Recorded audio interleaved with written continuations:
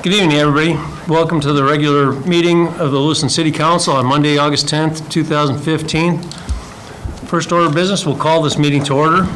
Second order of business is the Pledge of Allegiance. We'll be led in the pledge by Troop 145, led by Trevor Christensen. Gentlemen. Come on down, guys.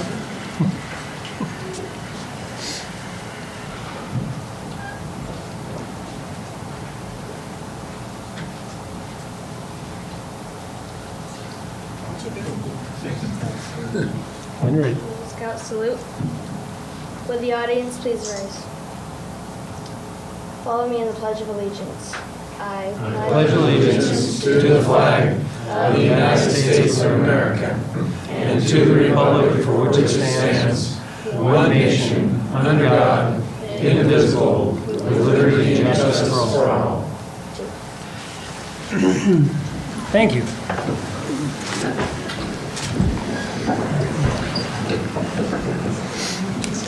Thanks, gentlemen.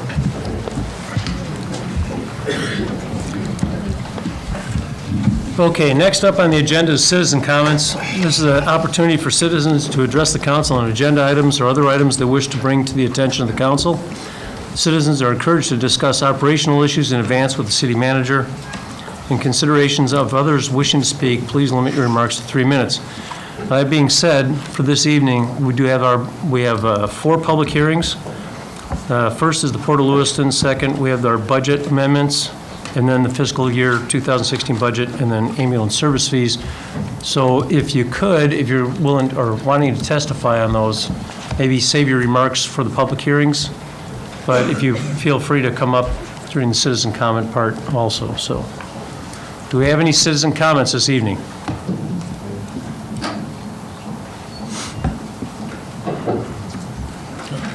Mr. Bush, name and address for the record, please. Gary Bush, 912 18th Avenue. I heard that you wanted to have comments for a little bit later, but I can't do that. So I would like to say that about 1903, there was a concerned group of citizens that came together, and they wrote a letter asking for money for the first library. And that library was the Carnegie Library. And Andrew Carnegie sent a check for $10,000. And those concerned citizens came together to ensure that we would have a library. It was the first Carnegie Library in the state of Idaho. We outgrew that. Then we put it on Thane, and we outgrew that very quickly. And then we had to make a decision what we're going to do. Concerned citizens came together and raised millions of dollars. And those millions of dollars went into putting a beautiful library in a beautiful place downtown. I am a tour guide for American Empress cruise ships that come into this valley. And we specifically designed it so that they would have a chance to go downtown. And those folks from all over the world come in and look at our library and are amazed what we did because it is such a focus point. And it is an economic benefit, and the list goes on. But you are being asked to increase the funding for a library that has become essential for our community. That's viewed by people from all over the world, and they are amazed at what we have in a small town. It is a difficult choice to go through a budget, but I know that the discussions and the way you look at a budget has to be made up of how the citizens are responding in the city. And the citizens for the last 112 years have been responding by putting their money forward privately. It's a difficult decision, but I sat in that chair and we discussed for years about supporting a library. And it wasn't without a lot of discussion from the public and a lot of discussion within our ranks. But we put forward, that city council put forward money that allowed that building and the start of the building. Now we're coming on the second step that we have to take. And I think that the concerned citizens of this community and those people have stepped forward with their support. And like what we did on the city council a number of years ago, I think that you should be obligated to do the same thing. Consider that an obligation on the part of a city to support the citizens who have raised millions of dollars privately. Also, that second story is a far better place than this. I can't explain it because for 4 years I looked at the ceiling. I've looked at this building on where we're sitting and trying to conduct meetings. It's not conducive to a city council meeting, and yet we have the wherewithal to put a second floor that we could use for the purpose of inviting more people. Also, we have had historic talks. We have a Pulitzer Prize winning author coming, and we have no room at the library until we expand into the second floor. So that is a cultural center for us. So again, I think that it was a hard decision on our part when we voted on it, and I think it's a difficult decision now. But I think that years ago, it was the right thing, and the city council did the right thing, and the city did the right thing. And I hope when you vote on the library issue, you will do the right thing for Lewiston. Thank you. Thank you, Mr. Bush.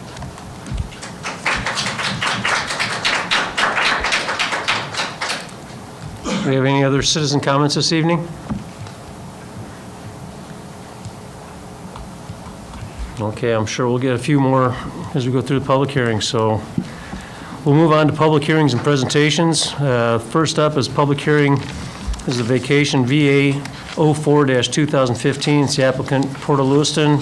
It's a request by the Port of Lewiston for the vacation of the remaining portion of the Bell's First Edition to North Lewiston. This subdivision is located in the vicinity of the intersection of Highway 128 and the old Spiral Highway.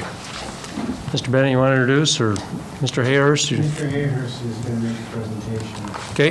This all came about from Dan's diligence in looking at the plat for the Bell subdivision to determine that what we had there was sometimes what's referred to as an antique subdivision from decades and decades ago that was never constructed, but still had lot lines, still had rights-of-way that had never been used and never would be, but needed to be disposed of in order for the project to go forward. So, Dan, I'll let you talk a little bit more about that. Okay. So what you're saying, Jim, is this is all my fault, right?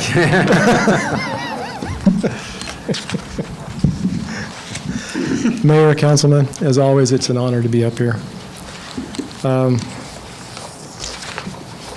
The Port of Lewiston is requesting this vacation of the remaining portion of the Bell's First Edition to North Lewiston to enable them to replat a large portion of port land.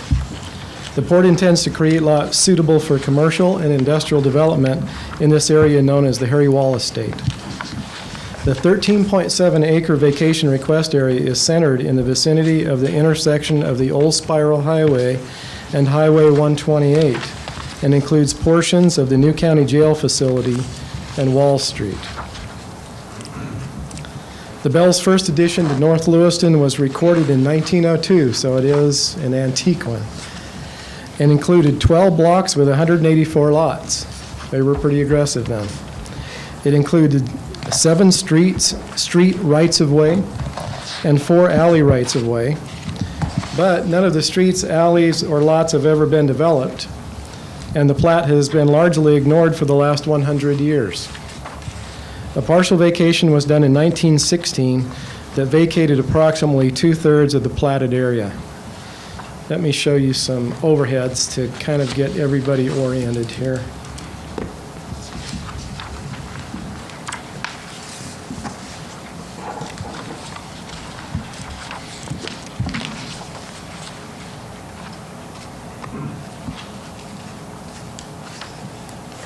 Orientation here is, excuse me, orientation here is north to the top here. This blue outside line that you can see, and then the red line up this side, is the limits of the original Bell's addition, the entire plat. Well, to orient you further, this facility here is the new jail facility. This is up on Highway 128. This is the new FedEx warehouse. And here is the old spiral highway that comes down, and this is where it connects into Highway 128. The newly constructed Wall Street is right in this area here.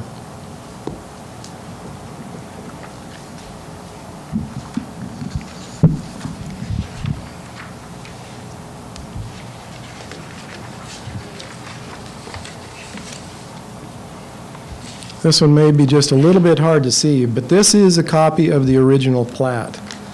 You can see again the exterior boundary of the whole plat. You can see this area here that was vacated in 1916. That means that all these lots and right-of-ways went away in 1916. But for whatever reason, they left this interior area. And so you can see in here there are still rights-of-ways. There are lots and blocks still active in this area.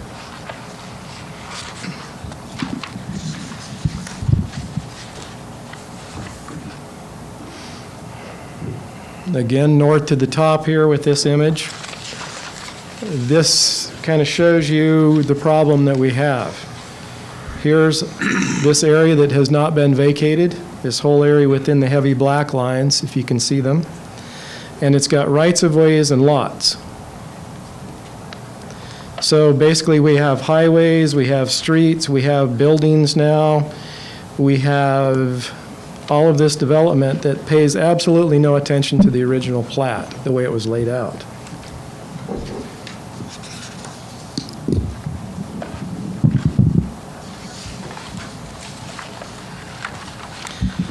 In compliance with the current Lewiston vacation ordinance, the port has submitted the necessary applications and vacation fees.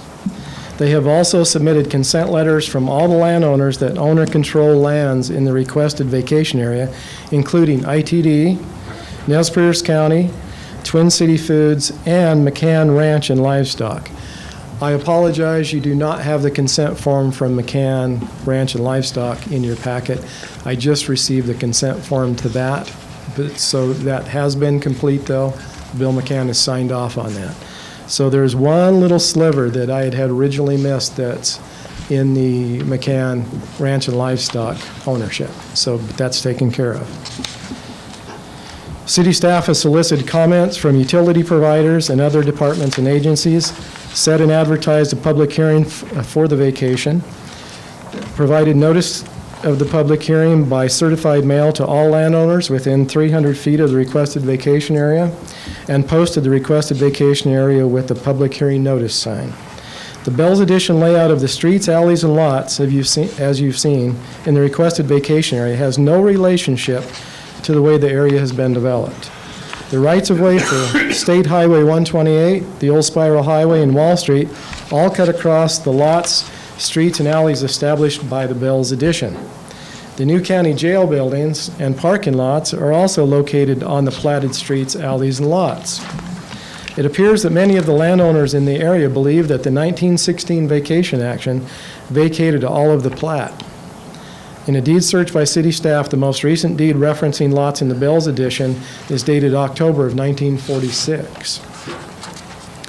The Bell's Addition is not specifically mentioned in the City Comprehensive Plan or the Transportation Master Plan, but the Comprehensive Plan's land use map shows the desired future use of this area as industrial.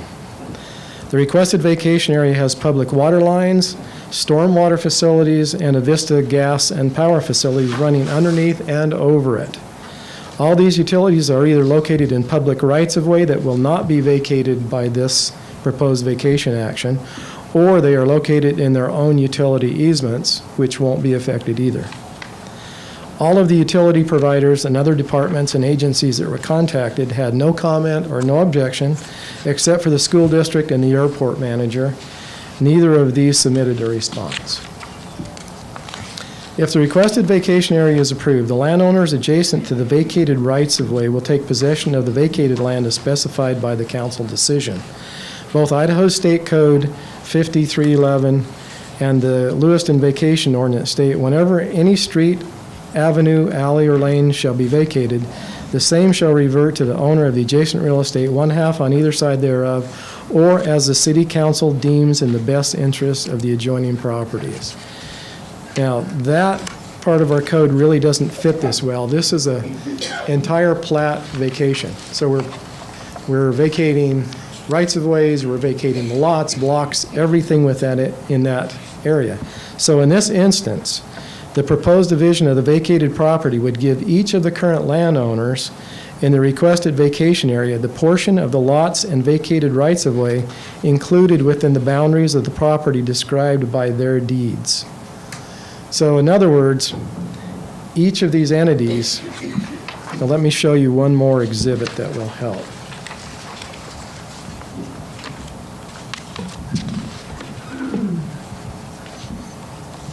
This was not in your packet, counselors. But what I've done is taken the other exhibit, and I've highlighted the boundaries of the different landowners. Let's see if I can make it a little clearer. There.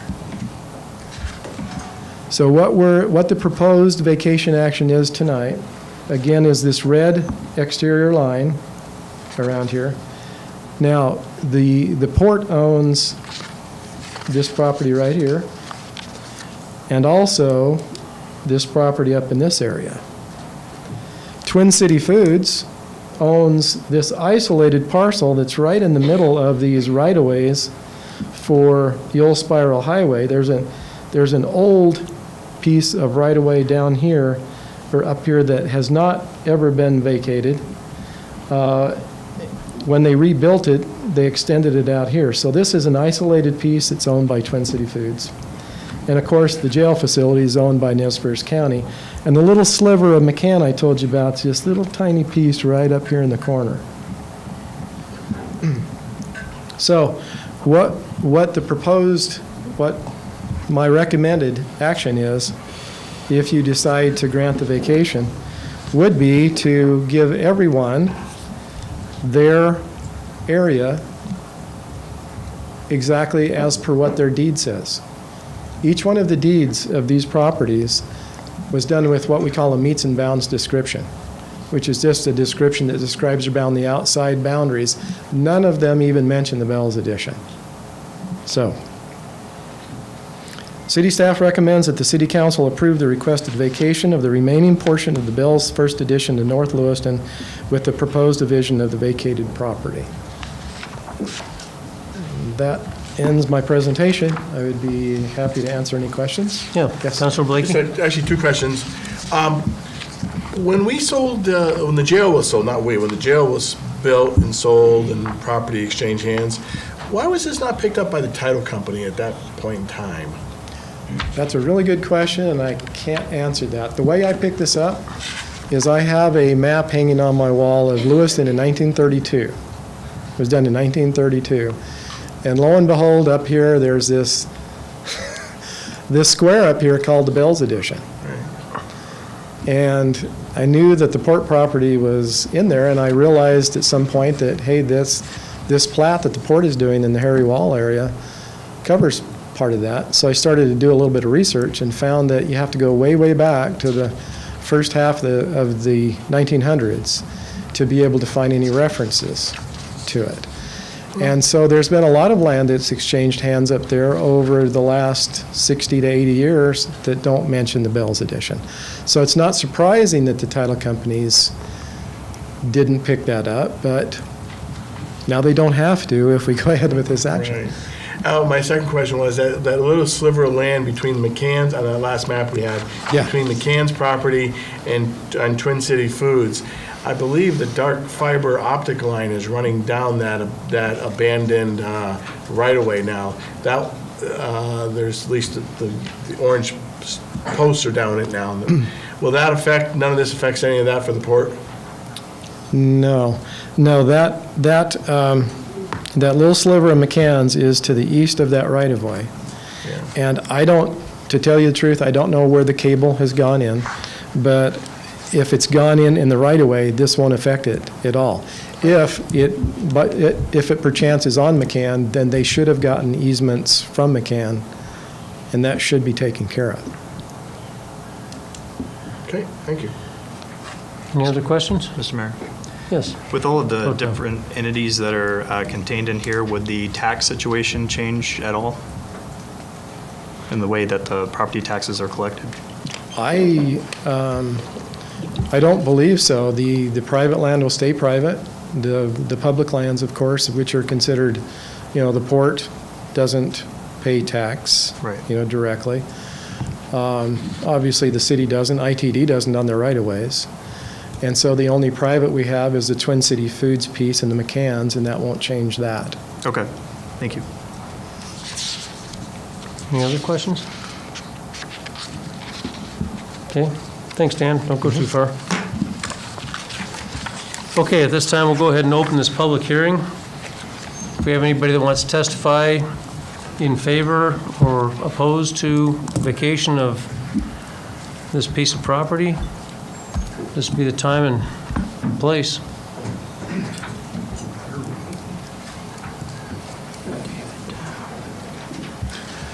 Mr. Mayor, council members, David Dornsfeld, 1010 Hemlock Avenue, manager, Port Lewiston.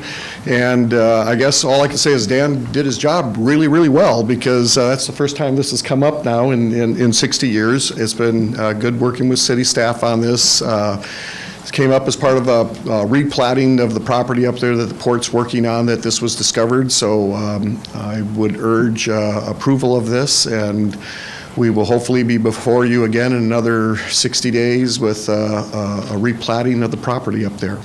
Thank you very much. Okay.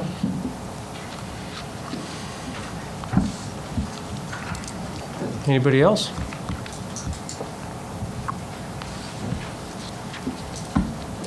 Okay, at this time, I guess we'll go ahead and close this public hearing. Ms. Gomez, it's appropriate time to entertain a motion to approve the vacation. For some reason, I thought you had it on the active agenda, but I didn't see it. yes, you could do that. So moved. Okay? Second. Okay, so we have a motion and a second to approve VA 04-2015. Is there any other discussion? All those in favor say aye. Is this roll call? Aye. Roll call? No? No. Okay. Opposed? Motion carries 7-0. Okay. Thanks, Dan. Thanks, Dave.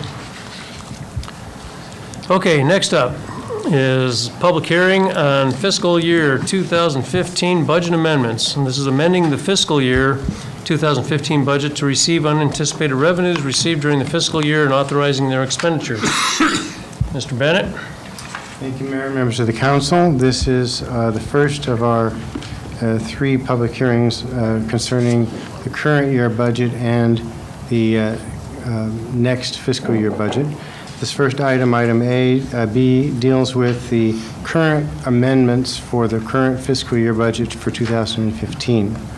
Each year, at the end of the year, we reconcile revenues that were unanticipated as well as expenditures, balance them out, and present those to the public and to the council for consideration. So our Administrative Services Director, Dan Marsh, can expand on that for you.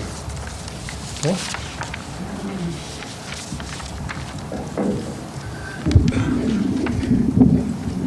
Thank you, Mr. Mayor and council members.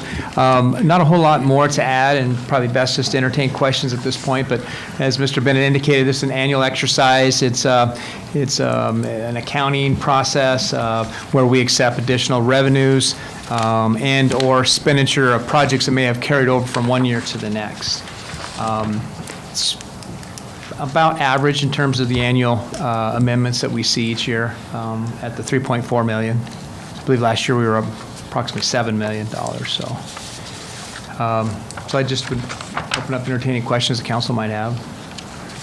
Any questions for Mr. Marsh?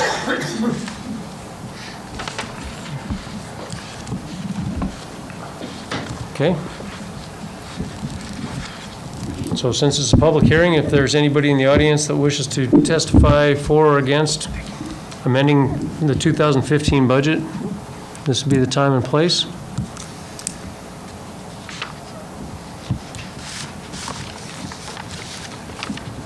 Okay, well, seeing none, we'll go ahead and close this public hearing.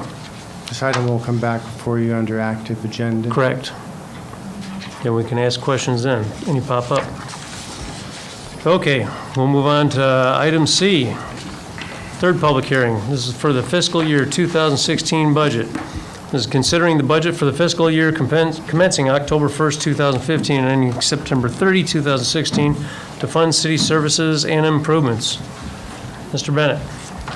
As you said, Mayor, this is the first of 3 public hearings that will be held on consecutive weeks to review and discuss the proposed budget for fiscal year 2016. It includes both the actual expenditures and revenues that are proposed, as well as the anticipated tax levy for the coming year for property taxes. Dan, anything to add? Thank you, Mr. Bennett. One thing, maybe more of a housekeeping and a legal piece, is we have a tax certification, which of course is part of our budget. And this year, the taxes, we balanced our budget, and then with council input, after many, many work sessions, are presenting a 1% increase. But you'll note that there's not a separate public hearing for the tax certification.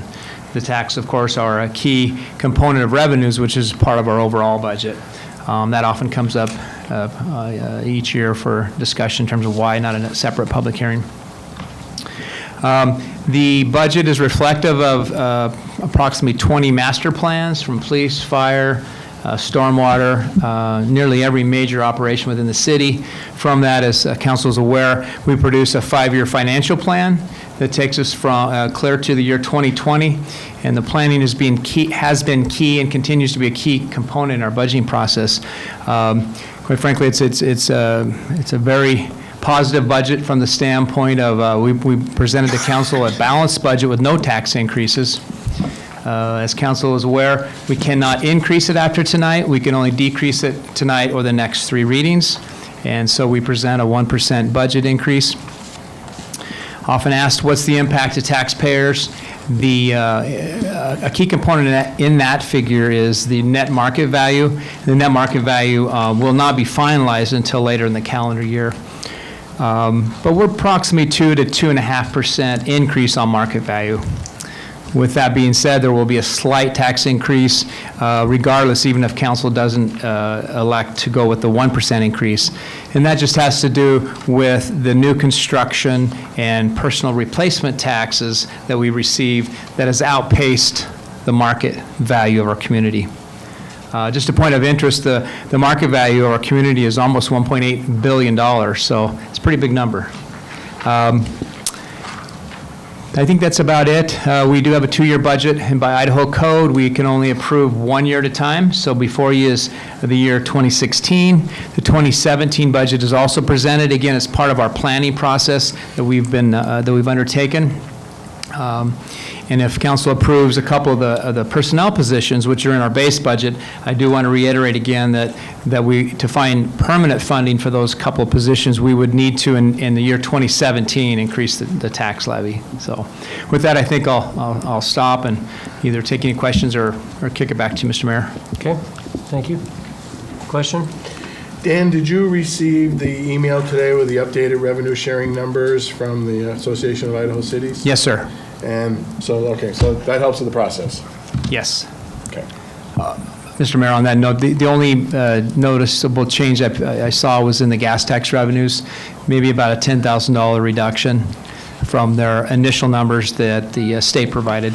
So nothing significant. It's all significant, but on a $325,000 increase, 10,000 is about what they've projected. And that had to do with our population and market value. From the entire pot of gas tax monies, it's split based upon your population and your market value compared statewide. So Councilor Blakey, it's about a push, it's just other than that one category. Any other questions? Mr. Mayor? Yes. Pro Tem. You said that the personal, even if taxes were at 0%, there would be a slight increase, part of that due to the personal property reimbursement. So each increment, each percentage increment represents approximately $168,000, right? So how much of that percent are we talking about with the personal property reimbursement? Mr. Mayor, several years, or a few years back, the state gave a $100,000 personal property tax exemption, and so the state of Idaho keeps the city whole by providing those funds. Last year was about $300,000. Next year we project about the same. This year's $300,000 we do not have to include, but the prior year now becomes part of the base. So that's that piece along with new construction. So if council was to decrease taxes or leave taxes alone, we still have last year's personal property taxes that are in the base, along with this upcoming new construction. So it's a little bit complex, but let's see. The other part of your question, Councilor Johnson, was what percentage would we be looking at? Correct. Well, on an average home of $150,000, we were calculating approximately a $5 increase per year. No, I was asking about the percentage increase. If each percentage represents $168,000, what are you saying? It's $300,000, so it would be the equivalent percentage increase to the base? If we had to pass along the state money, the $300,000, if you divide it by 168, it's about, what, 1.5? Okay. Approximately, yeah. Maybe a little more than that. But of course, we're not passing that on to the citizens. That's Okay, so that's even replacement. at a zero, what you're saying is, even at a 0% property tax increase or increase in levy this year, that people, because of the last year's county-wide valuation and last year's personal property tax that we received from the state, would mean a potential $5 a year correct increase on a $150,000. Correct. Yes, Mr. Mayor. Less the homeowner's exemption. Yes, yeah. And every year that's going to fluctuate. Either some years, last year we saw a reduction, this year it happens to be a little. And again, it's dependent upon how it paces with the market value. Okay. Any other questions for Mr. Marsh? Mr. Mayor, Yes. I have a couple of Councilor questions, Collins. and these are maybe a little more specific here on a couple of things. At a work session, Mr. Davies indicated the life expectancy of 9th Street had already passed, and I'd asked about what it was going to take or where we were at with that process. And I know I've asked you already about if that was in this current budget, which I understand it is not. Considering the fact that we are also looking ahead to 2017, I'd like to see us have that placed in if it hasn't been already with what the planning is, whether it's matching funds, whatever we need to get that taken place. And I just want to make that statement here as well. So, second question I have is, has somebody with some of the recent information that's been in the paper at least regarding the possible transfer with St. Joe's Hospital from a nonprofit to a profit, have we examined that yet to see what the possible tax indications that might be when it comes into property taxes, et cetera, within the city? Mr. Mayor, council members, yes, but only to the standpoint of I've referred to Dan Anderson and Patty Weeks just to get their input on things. And unofficially, it appears that yes, by becoming as a for-profit status, it would be market value added to the tax rolls. How much and at what values would all have to be determined once the deeds are recorded and filed. But I think it would be significant. It would be a chunk Yeah, of it'd be change. significant. Thank you. Okay. And I think as far as allocating funds for 16 or 17 and stuff, I guess we'll probably tackle that when we get into the active agenda on the first reading, so. Okay. Question. Councilor Blakey. So hypothetically, if the hospital became a taxable entity, then I understand that they put off their expansion until they know they're bought and then on the parent company buying them.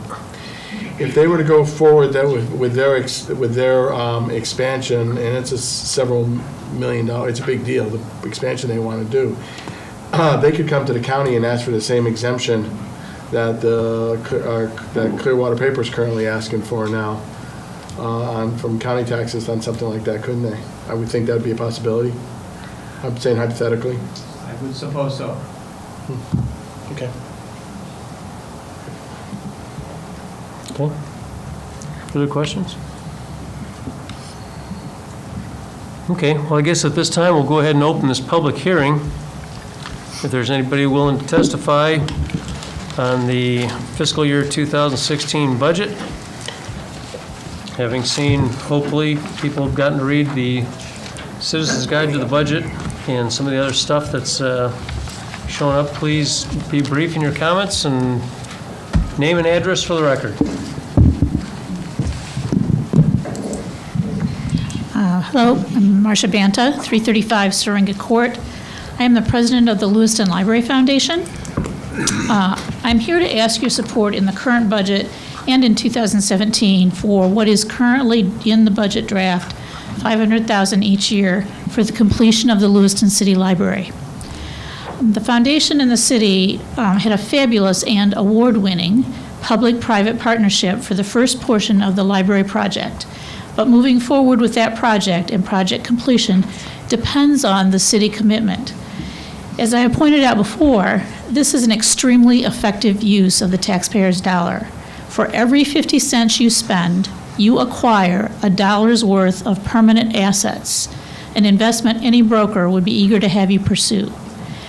Your commitment is what allows the foundation to fundraise, so your budget-specific $500,000 in each of the next 2 years is not only affordable to the city, but the linchpin to completing the library with foundation partnership and fundraising.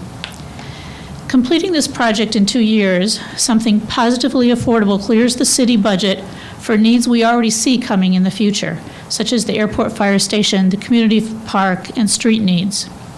A strategic approach that completes the library now puts the city in an excellent position to provide citizens with all the necessary pieces to make a good community. 78% of Lewiston citizens, way more than most average cities, hold library cards and are impacted by promised but currently none available services. Dribbling out the process will delay the start of what is a shovel-ready project and possibly jeopardize the ability of the city to effectively carry out the project. It will most certainly jeopardize cost containment. The foundation hopes you will feel compelled to move forward now when the financing is clearly available. The city and the foundation have a proven partnership. I urge the passage of a budget that retains the $500,000 in each of the 2 budget years, 2016 and 17, although I realize you're only voting on 2016 at this point. The project is ready to go, and the time to complete the project is now. Thank you. Thank you.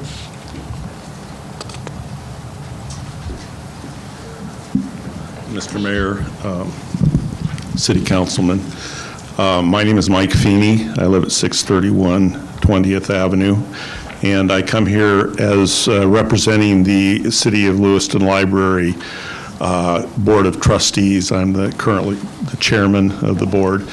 And first of all, first and foremost, I want to thank you very much for your past support for the library construction.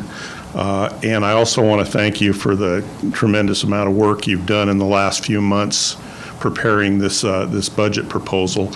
And I, like Marcia, would like to encourage you to continue to support the library. The library is not complete as we envisioned it some years back. And when we completed the first part of the construction, it was phase 1. And phase 2 is to complete the second floor. We'd like to get that done as expeditiously as possible. And I thank you once again for your past support, and I hope you'll continue to support the library and get it done as expeditiously as possible. Thank you. Thank you, sir.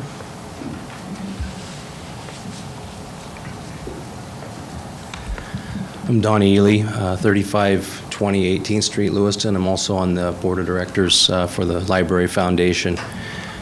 Just want to ask you guys to consider to uphold your current allocations that you have proposed for the upcoming budget year. We have a lot of board members that are very eager. We've kind of been waiting and chomping at the bit, but we're ready to get on and help you guys and partner with you guys to finish that second phase of the Lewiston Library. So it's perfect timing. Thank you.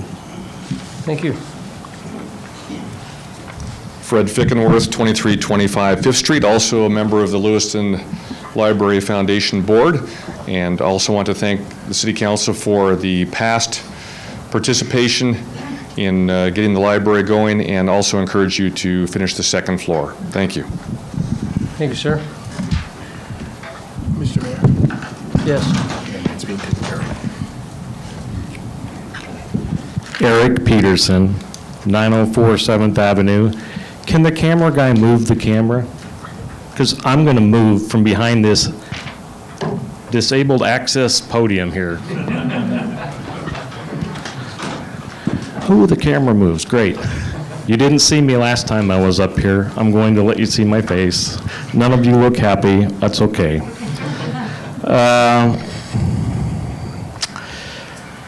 Last time I talked to you, the city staff, meaning the city directors and the city councils for over 22 years, have basically ignored the Americans with Disability Act as regarding a transition plan and self-evaluation. That's what plans for the long-term things. You've had all these long-term studies, long-term plans with all the roads and everything else. You've managed to forego any thinking about it by benignly ignoring those issues with the Americans with Disability Act. You are going to go for 23 years, I'm pretty sure. So you get to discriminate for 22 years, not you as this council. And by the way, I didn't know has never been a really good excuse since first grade. Okay, the city bloody well knew it and has known it for 22 years. Unfunded mandates, oh hey, you talk about unfunded federal mandates, we had a whopper way back when. We took all this personal chattel, took it away from people, and converted them to citizens with the 13th Amendment. That's a hell of a federal mandate. We're dealing with civil rights. The Americans with Disability Act, Lewiston has ignored it essentially for the transition plan and for the self-evaluation, anything that requires planning. Hadn't been there. I got interviewed today by the Tribune asking me how do I think Lewiston has done with the ADA. The best response I could say was random. No planning. Right? That's your knowledge now. Granted, we only started back in November as a Disability Advisory Commission. It's not our job to fix the problem. Our job is advisory. You guys are supposed to fix the problem. Delaying it another year, well, that doesn't make a whole lot of sense when it's a mandate and need, not a want. You're going to spend $1 million on a library and staff on a want. Granted, they've done a great job, but it's a bloody want. They squeak and they squeak well. Persons with disabilities don't squeak at all. You've got to ignore them, and you've gotten to ignore them for 22 years. You can at least get an ADA coordinator half position somewhere out of your budget. Granted, it came to you late. We learned about it. We told you about it. You know about it. You're intentionally deferring it. Benign discrimination. Ain't much difference between benign discrimination and active malicious discrimination, and you know that. Thank you, sir. Yes. Eric, I think built into the 1% currently is a public information officer. I'm sure when we get to the active agenda item, I know he can still hear me, so I'm sure when we get to the active agenda item, we'll be discussing what roles that PIO will have. That's correct. Councilor Blakey. This is actually probably a question back to you or to Mr. Bennett, who can answer how many members are on the Disability Advisory Committee, active members participating? 5? Yes. 6? Oh, Mr. Havens is on that. Yes, thank you. All right. We only ever hear from one, and so I was just curious about that. Okay. Okay, I'm going to respond to Bob Lakey's attack. No, it's a question, just a No, it question. wasn't a thought, it was an attack. There are 6 people in there, we spend a lot of goddamn time. Steve, give me that mic. Mr. Peterson. We spent a lot of time, spending a lot of time in evaluation to have that kind of crap come out of a city council person. It's Mr. just Blakey. unbelievable and shows the disdain that this council is apparently treating persons with disabilities. Thank you. Mr. Peterson. You can fire Thank you. me anytime. No, we know that, but we're not.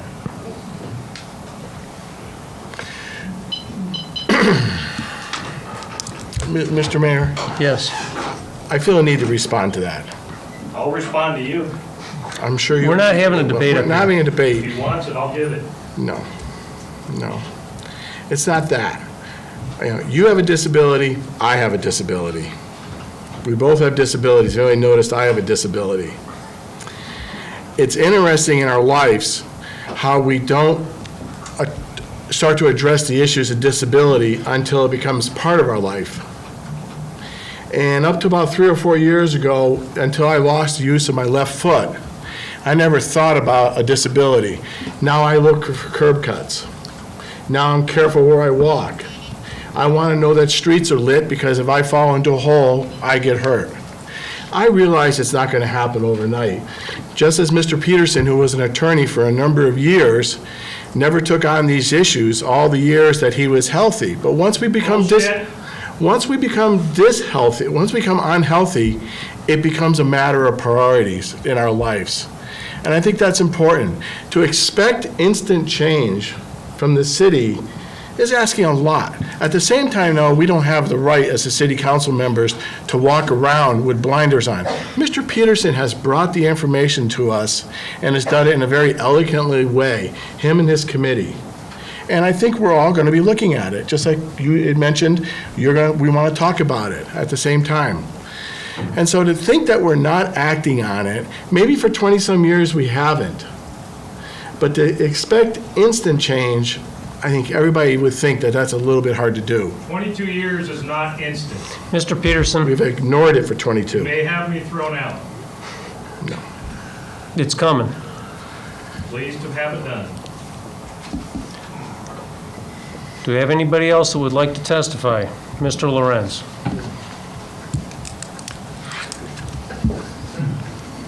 Michael Lorenz, 458 Crestline Circle Drive. I hope when you guys are thinking about the budget this year that you plan on maybe eliminating some of the fluff that happens to be in this budget, because it seems like you guys do a pretty good job of turning a blind side to it. Kind of like the, car allowance, the gas allowance, whatever you want to call it. The cell phone plan. I see that's kind of dead on arrival.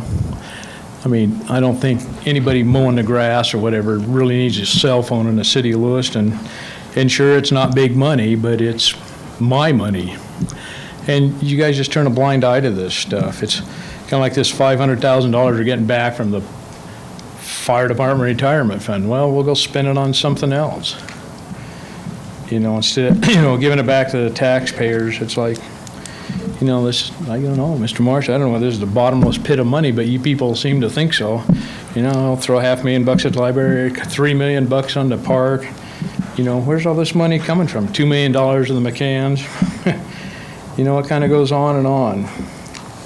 So I think you really need to take time and kind of go over these budgets, and really see how much of this stuff is we need versus, what somebody wants.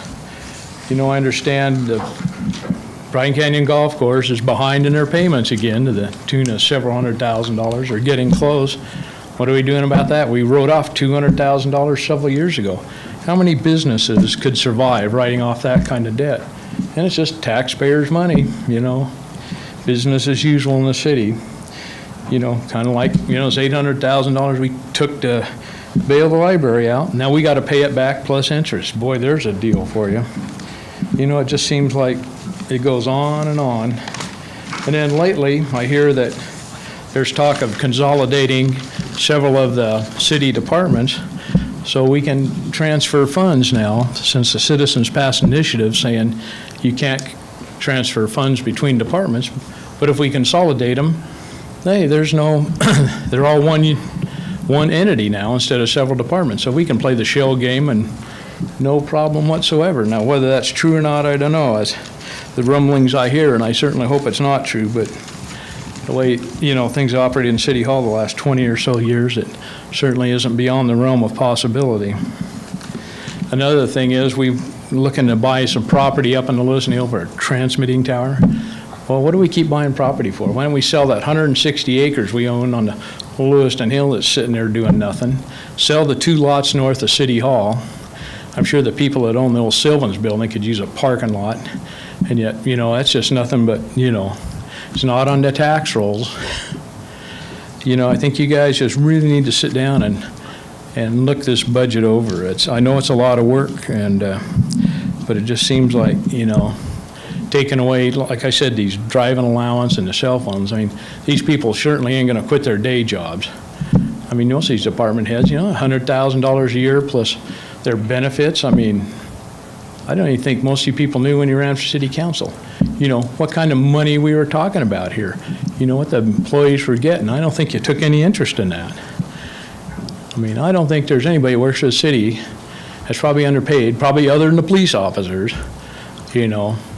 But, you know, for the most part, you know, they are paid and paid well. And we do have a lot of good employees, but, you know, I think you definitely need to think, you know, of the taxpayers and, you know, just not roll over and vote these budgets in just because somebody says. You know, you need to question some of, you know, the things that are going on. Thank you. Thank you, sir.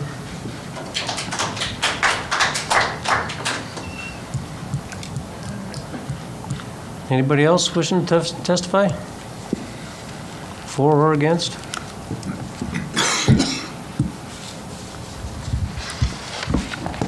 Okay, well, seeing none, we'll go ahead and close this public hearing. We will be discussing this at some length, I'm sure, under active agenda. So our next item up is a public hearing on ambulance service fees. This is considering an increase in fees to create additional funds for maintenance and operation of the city's Emergency Medical Services Division. Mr. Bennett? Thank you, Mayor, members of the council.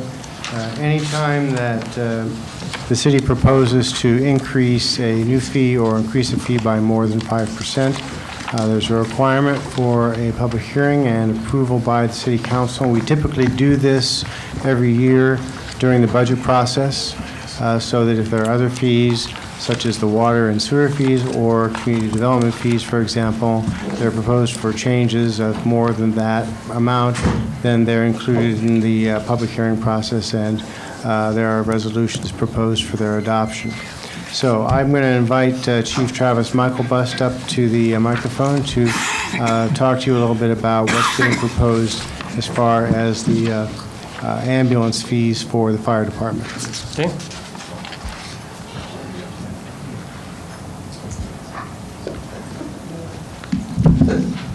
Chief? Mr. Mayor, members of the council. The EMS Advisory Board every year takes a look at our ambulance user fees, as do we at the fire department. And every 2 years we conduct an ambulance user fee study where we go out to entities of like services and we compare the services they deliver and the fees they charge. This was conducted in March of 2015.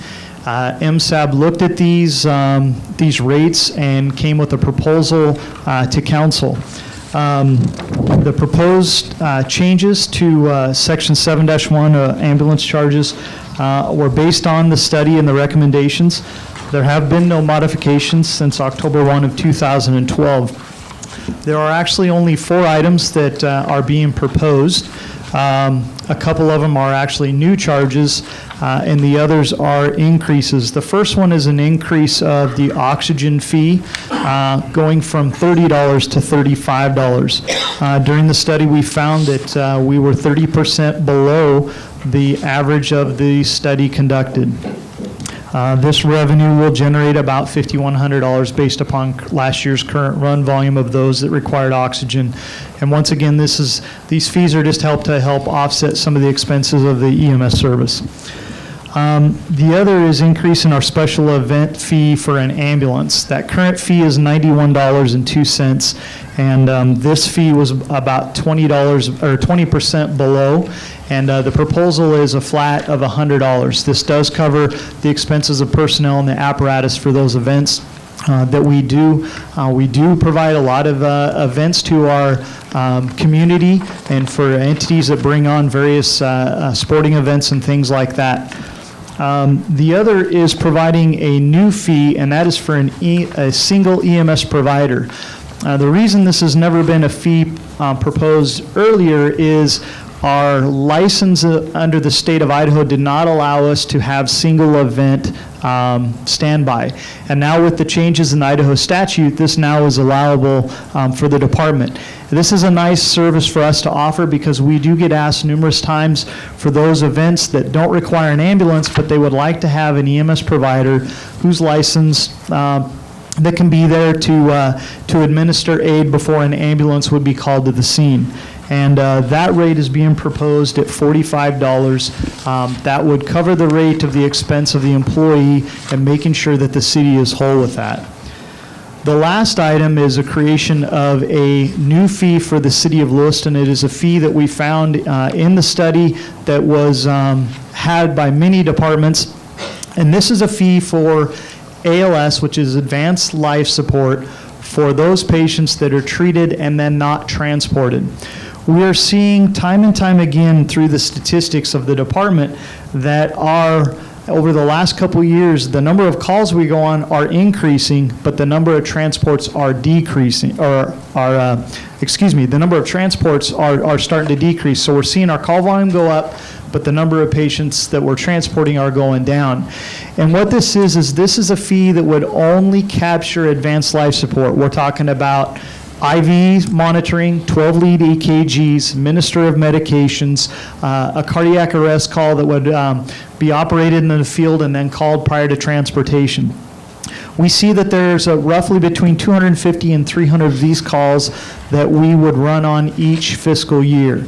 The fee proposed is $200 for the patient. This does not mean if we go to Mr. and Mrs. Smith and they have fallen down and they've called the services of the fire department to come and help them up, get them back in bed, there still is no charge for that. It's just for those that are using the fees that a paramedic and the skills that a paramedic would do that would require that fee. So these are the fees that we have proposed and front. Like I said, MSAB spent some time looking at this, discussing it. We looked at the trends. We're continuing from the fire department to look at our deployment model based upon these trends to make sure that we're efficiently and effectively responding. And we will be doing some pilot programs sometime next year to address some of those needs based upon what our demographics are doing. I'd be happy to answer any questions that you, Mr. Mayor, or members of the council have. Anybody have any questions for the chief? Pro Tem. Mr. Mayor, what is the extent of the study that the fire department conducted? Was it nationwide, regional, by the state, or how'd you come up with We those do it averages? through the department. We've done this study numerous times, and we actually go out and we study and send out for fees based upon our users, our like users. So a great example, we send it to the city of Clarkson, the city of Pullman, Kootenai County, Ada County, departments in the Tri-Cities area, down in the south area, basically departments that provide fire and EMS services. We also send it to the privates like every year, but they are not willing to participate in the study based upon they are a for-profit organization and they don't like to provide their fees. So that's what we do is we look at what their breakdown are, and then we kind of compare demographics based upon, is one agency a high, like Pullman, where our demographics are large 80 80% Medicare, Medicaid, where theirs is a little bit offset of that due to being a college. So we look at those things, but those are the cities that we've earmarked, just comparing more like services and the demographics that we have. So there's no way to get the average from the private sector? There is not. We have tried, and at this point in time, it is because they are a for-profit. They do not have to display those fees. We've tried through some of them that have contracts with other cities, but have not had great success in that. Is there any way that we could put a bid out to find out a number? That I am not aware of if we were to put a bid out for something to see what the fees would be. Okay.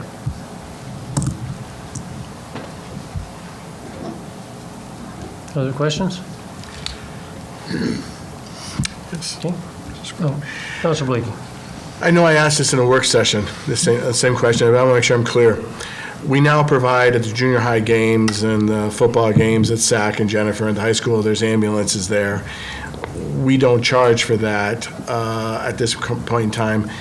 If we will not charge in the future for those services to the school district for sporting events, will we? We do charge for that. The We school do? district has been reimbursing us. They pay the exact expense of those providers. We have a written agreement with them, have for a few years. And that's if an ambulance is there and a fire engine, or just a fire engine? What we do is we would provide a single provider for them for that, and then we have the ambulance. When we go to varsity games, there's no charge for a varsity game. That's just in the agreement.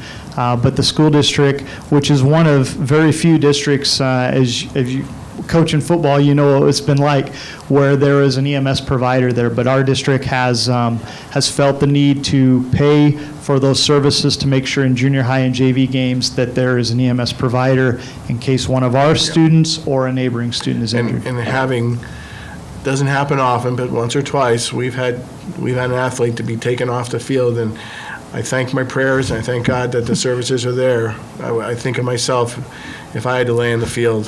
So, thank you. You bet. It's about a half dozen at least that we transport each year from those events. Yep.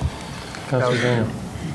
If this fee structure was put in place last year, do you have any idea what the number would be, the difference? We've been estimating, but it's in the range. We would probably be collecting anywhere from $35,000 to $60,000. And why I say it's a broad range is because of Medicare and how these will be keyed in. We've talked to other agencies throughout the U.S. who have worked with these, and so it just depends upon, because we have to accept what Medicare would pay.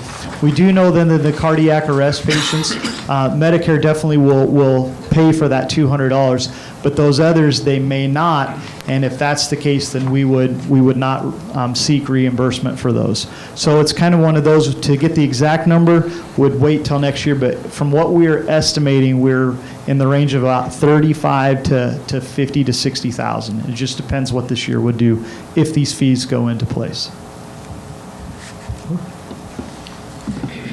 Any other questions? Okay, thanks, Chief. Thank you. Okay, at this time, we'll go ahead and open this public hearing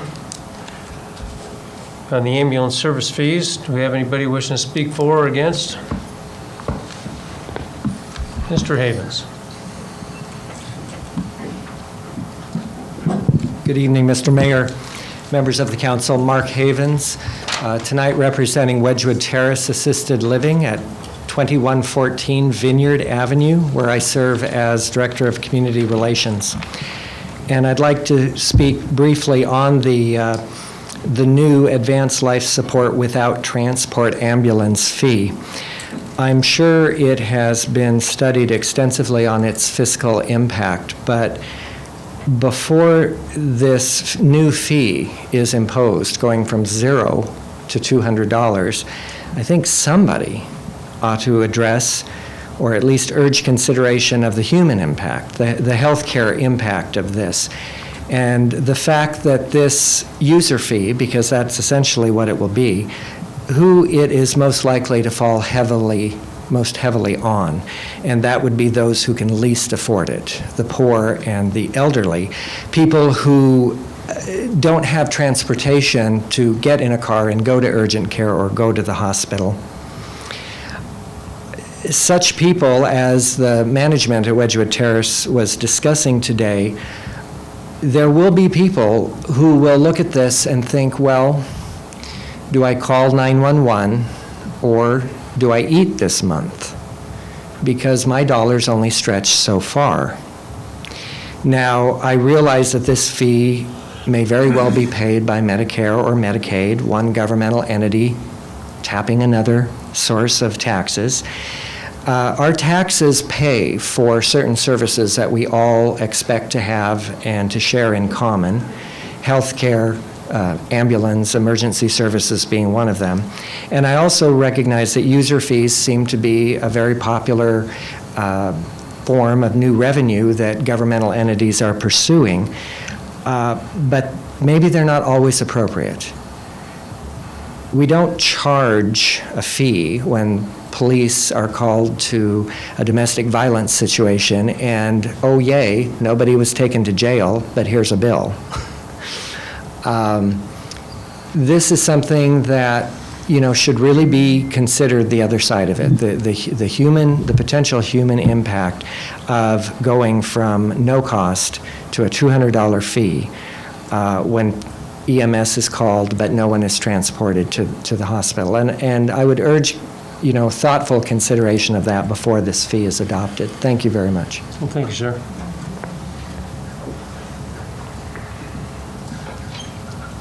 Anybody else?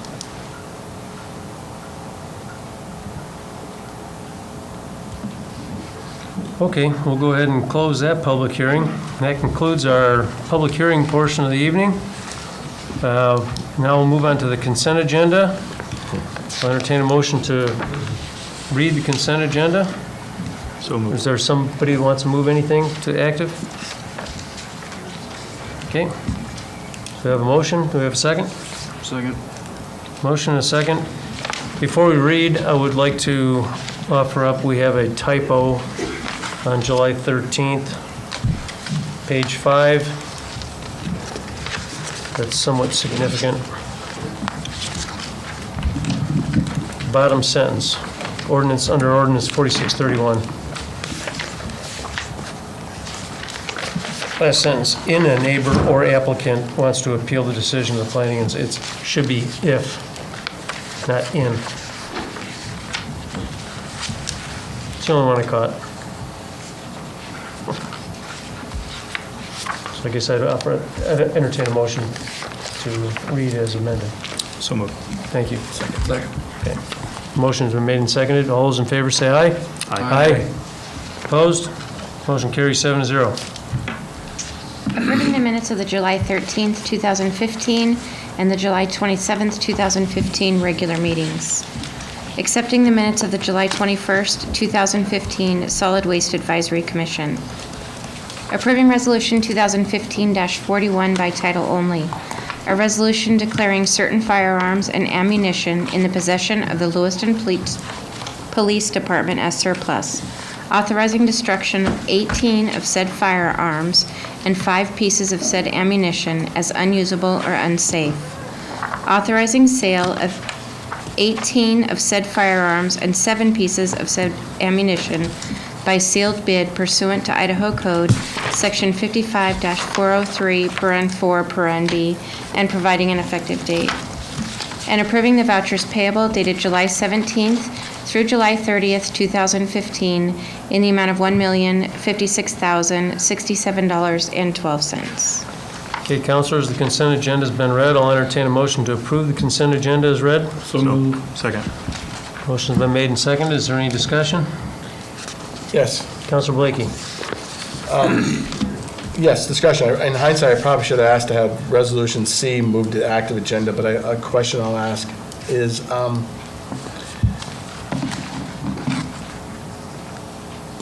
and I shoot guns as much as a lot of people do, but should we be in the business of selling them? Yes. Certainly.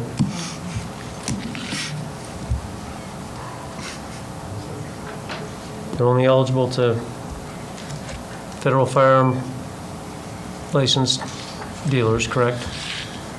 Correct. Yeah, I know. It's passing the buck to somebody else to do the examination, and again, I have guns. I just hate for someday for a gun that someone uses, comes back, and it's found that, at one time it was the property of the city of Lewiston's police department, even though it may have changed hands 3 times.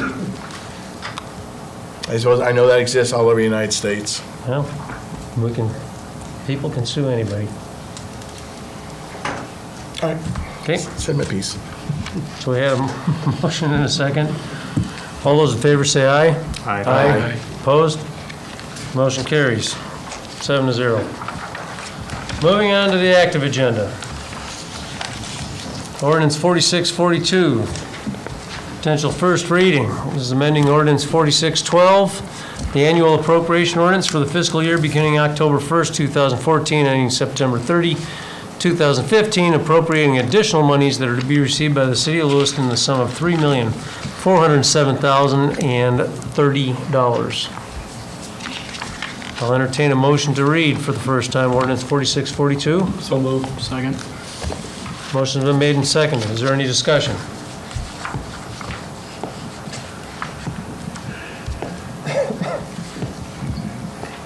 Oh, by title only, suspending the rules. Thank you.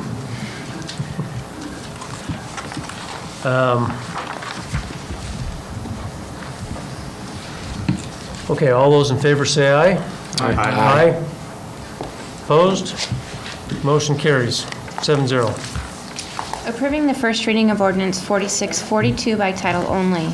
An ordinance of the City of Lewiston amending ordinance number 4612, the annual appropriation ordinance for the fiscal year beginning October 1, 2014, and ending September 30th, 2015. Appropriating additional monies that are to be received by the City of Lewiston, Idaho, in the sum of $3,407,030 and providing an effective date. Okay, thank you, Carrie. Next up is potential first reading of ordinance 4640. This is to be termed the annual appropriation ordinance, appropriating sums of money authorized by law and deemed necessary for all general and special municipal purposes of the city for the fiscal year commencing October 1st, 2015 and ending September 30, 2016. I'll entertain a motion to read for the first time ordinance 4640. So moved. Second. Have a motion and a second. Is there discussion? Counselor Daniel. I'll make an amendment first, and then I'll, if I get a second, I'll justify it. I move that we reduce the amount to the fire station and the library second floor, both fire station from $650,000 to $400,000, the library second floor from $500,000 to $412,000. How much again? The fire station from $650 to $400, and the library second floor from $500 to $412. I'll second for discussion. Okay. We have motion and a second. Okay.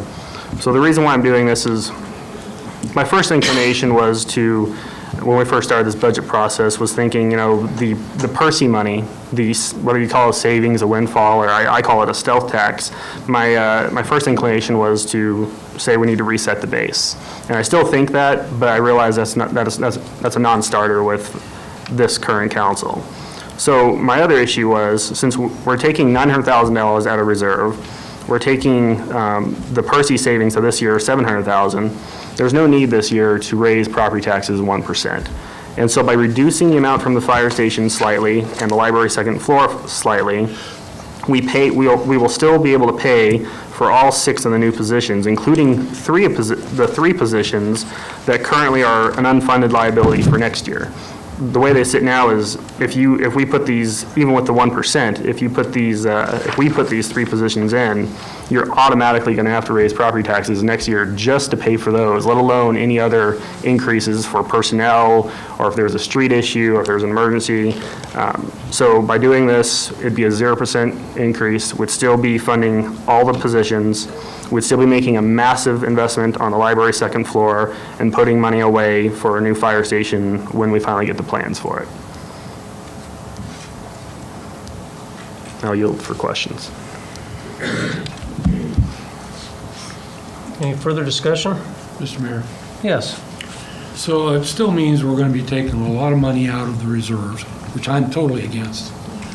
I'd rather keep that very small, if at all, take money out of the reserves. Yes, we will be using money from what used to go to the state for firefighter retirement. I'm really reluctant to use the whole amount of that, too. But I wouldn't want to set a pattern for years down the road if we can help it. We need to look at maybe a way we can start cutting back on using that money. With the total of the reserves and the firefighter retirement money, the biggest portion is going to two entities under the current proposed budget, and that is the airport, fire station, and the library. Well, my feeling is infrastructure first, and that means the fire department. And the biggest reason for that is because that protects the airport, which brings money into this community. A lot of money. Not just commercial aircraft, which if we don't have a fire station and a ARF truck, we won't have commercial aircraft flying into this airport. So there would be a lot of money lost. On the other hand, the library has had its glory days, and I think we need to cut back on that. We don't need to be spending $500,000 for the next 2 years, each year for the next 2 years. Also, because the fact that maybe we have property at the hospital coming up to being private property that can be taxed, there's a possibility that we may have some extra money coming up in 17 that we can use toward the library. So consequently, I think this year we can make a token donation to the library, but the main portion of the money needs to go to that fire station. And I maintain that we need to go $500,000 to the fire station and $100,000 to the library. And carry that over into the next year if we have to, but next year we may be looking at that increase in private property valuation that we might have extra money to put in toward the library. Okay. Councilor Daniel? I think in a perfect world, I'd probably agree with many of those points. I guess I'm trying to just move the ball in the right direction. I mean, ultimately, I want to get the best deal for the taxpayers, but I think in this, I think in many ways, your suggestion would be the best deal, but I think the way that, we all have different opinions. I think this would be a good compromise to make the tax increase to be 0% while still making all these improvements. I mean, just the 0% with my amendment, you'd still do a huge increase to the fire station, the library second floor, the tower upgrade, the community center remodel, the Fenton Gym floor, the Kiwanis Park bathroom, police evidence room, the retirement leave payout, and then those 6 new positions. I think that's a reasonable compromise at this time. As well as with that public information officer, I'm sure we could discuss possibly having I don't know if it'd be a dual role or just a side role or something for them to do as far as ADA compliance, but we'd have to figure out what all would be needed first. Mr. Mayor? Councilor Randall? On the increase in the tax, potential increase in the tax, we've got enough money in reserves and the firefighter retirement that we can pay for all the capital expenditures.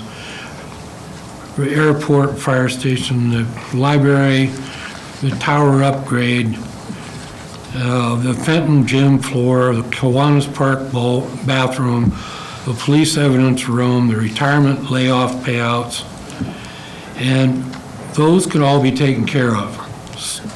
Now, we might have to transfer the sidewalk vault program to next year, and we might have to transfer the community center modernization to next year. But the positions, we don't have to hire 6 people right off the bat. We can stretch that over the the next two years. I recommend that we definitely hire the city attorney, assistant city attorney, and the public information officer with the ADA included.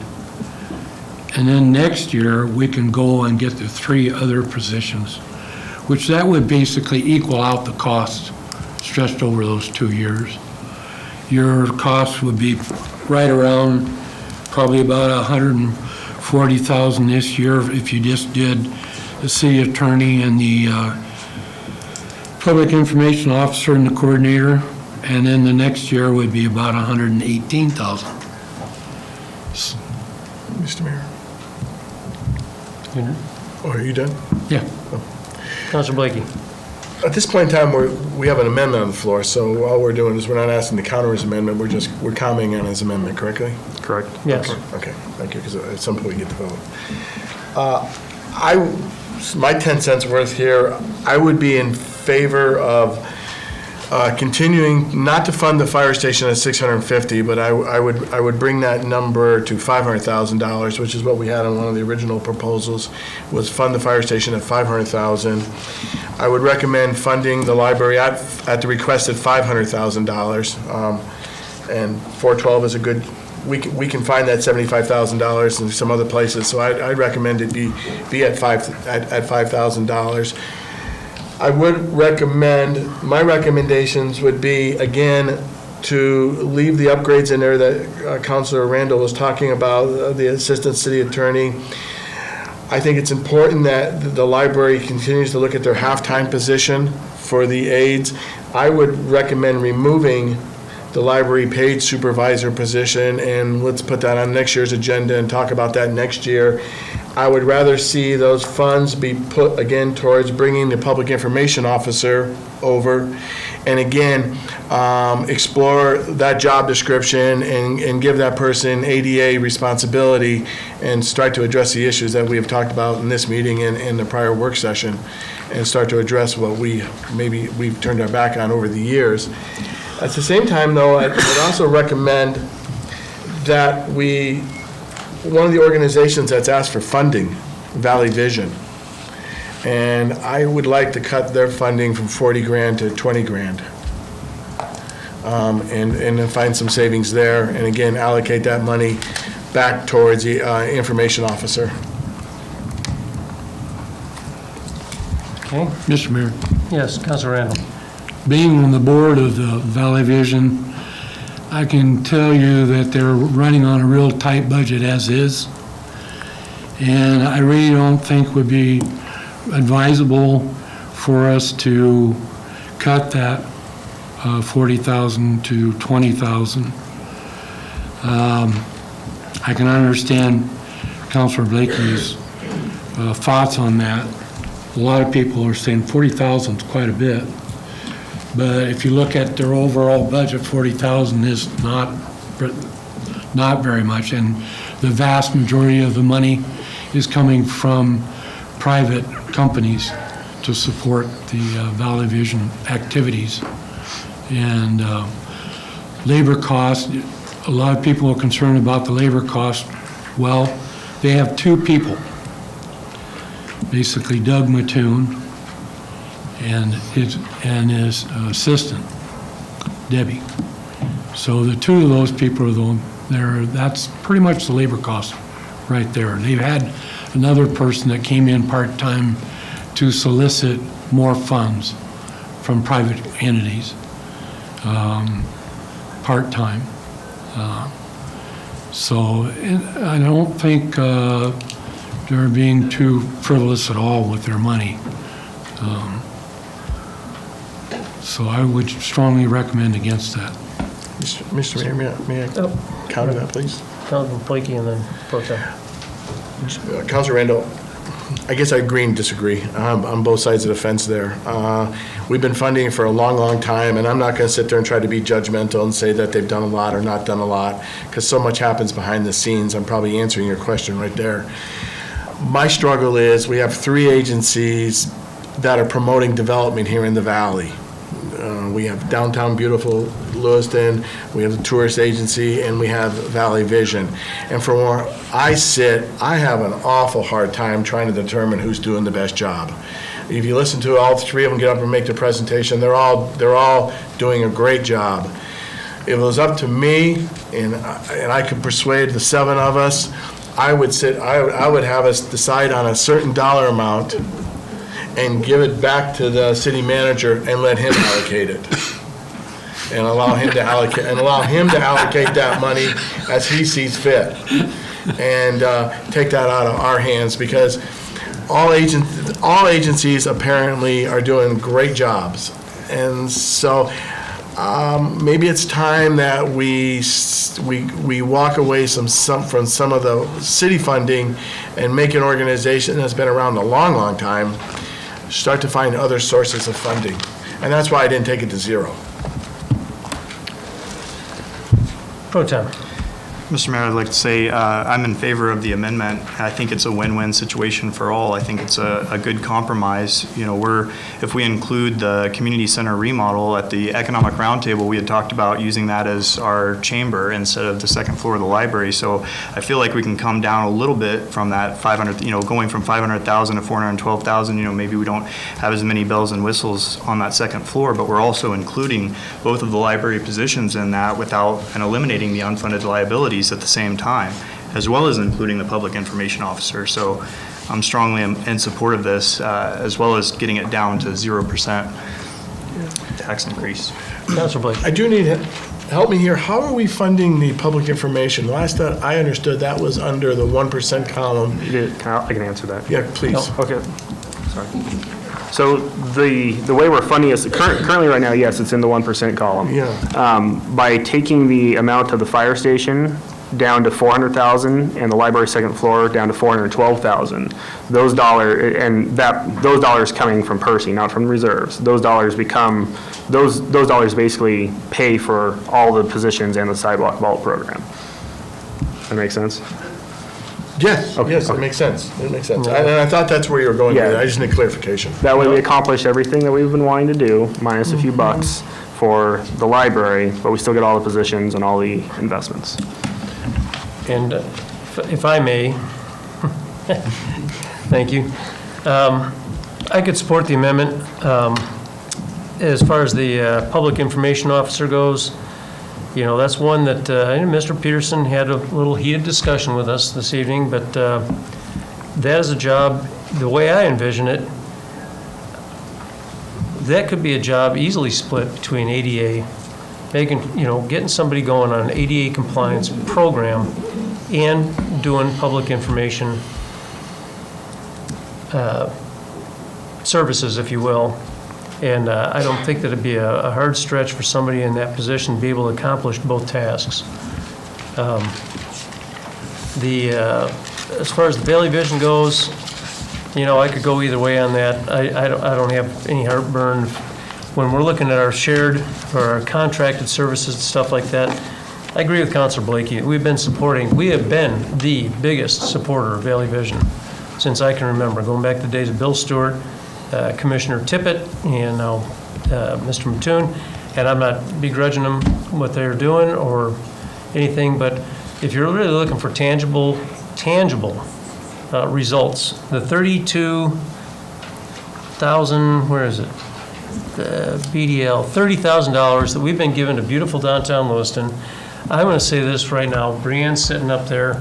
She has done with the money she's got from the private individuals down there to contribute, having lunch with Mr. Alexander when he came to tell us who he was, why he's here, what he's doing downtown.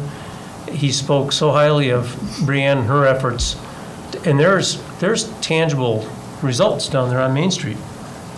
I mean, let's face it, you know, that town square, I mean, he didn't have to come in here and do that. The Jacobson Mall, talking about putting in all new HVAC and a new lid on top of that thing, his payback on that is going to be 25, 30 years out for the investment he made in the comfort for those people that are renting from him. He didn't jack up their rents or anything like that. So he's in it for the long haul, and I think really part of it is because of the efforts of Brianne. So that being said, You know, my question to Mr. Bennett is, on our contracted services, now, we had the FY15 amount and your requested support, or the requested support for 16, those numbers, are these included in the base right now? That number did come down from 327,000 to 311,000.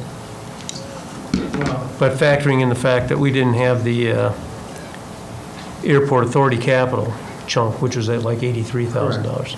So under the the revenue scenario that you've been looking at, everything that's in the base budget is in the first column. That's the 0% increase. That's the base budget.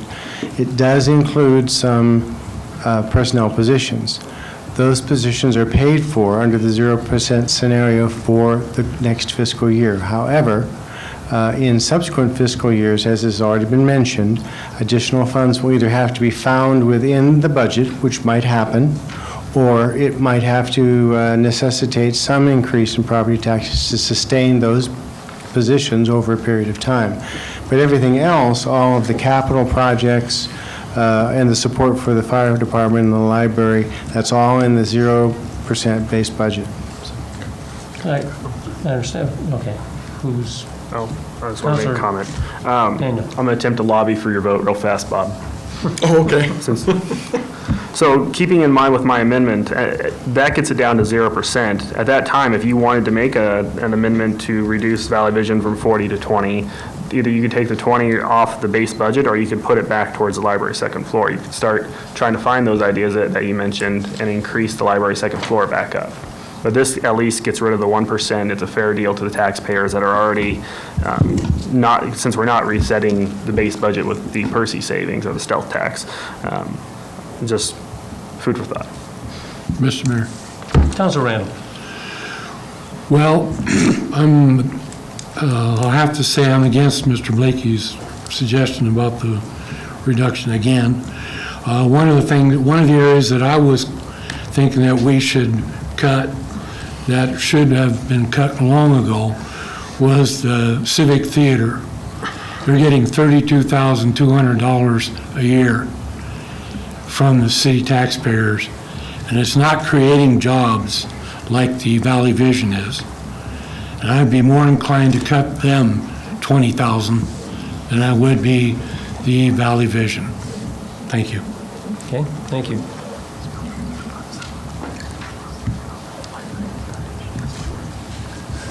I guess the bi-operative question, and I'm kind of agreeing with Councilor Daniel on this.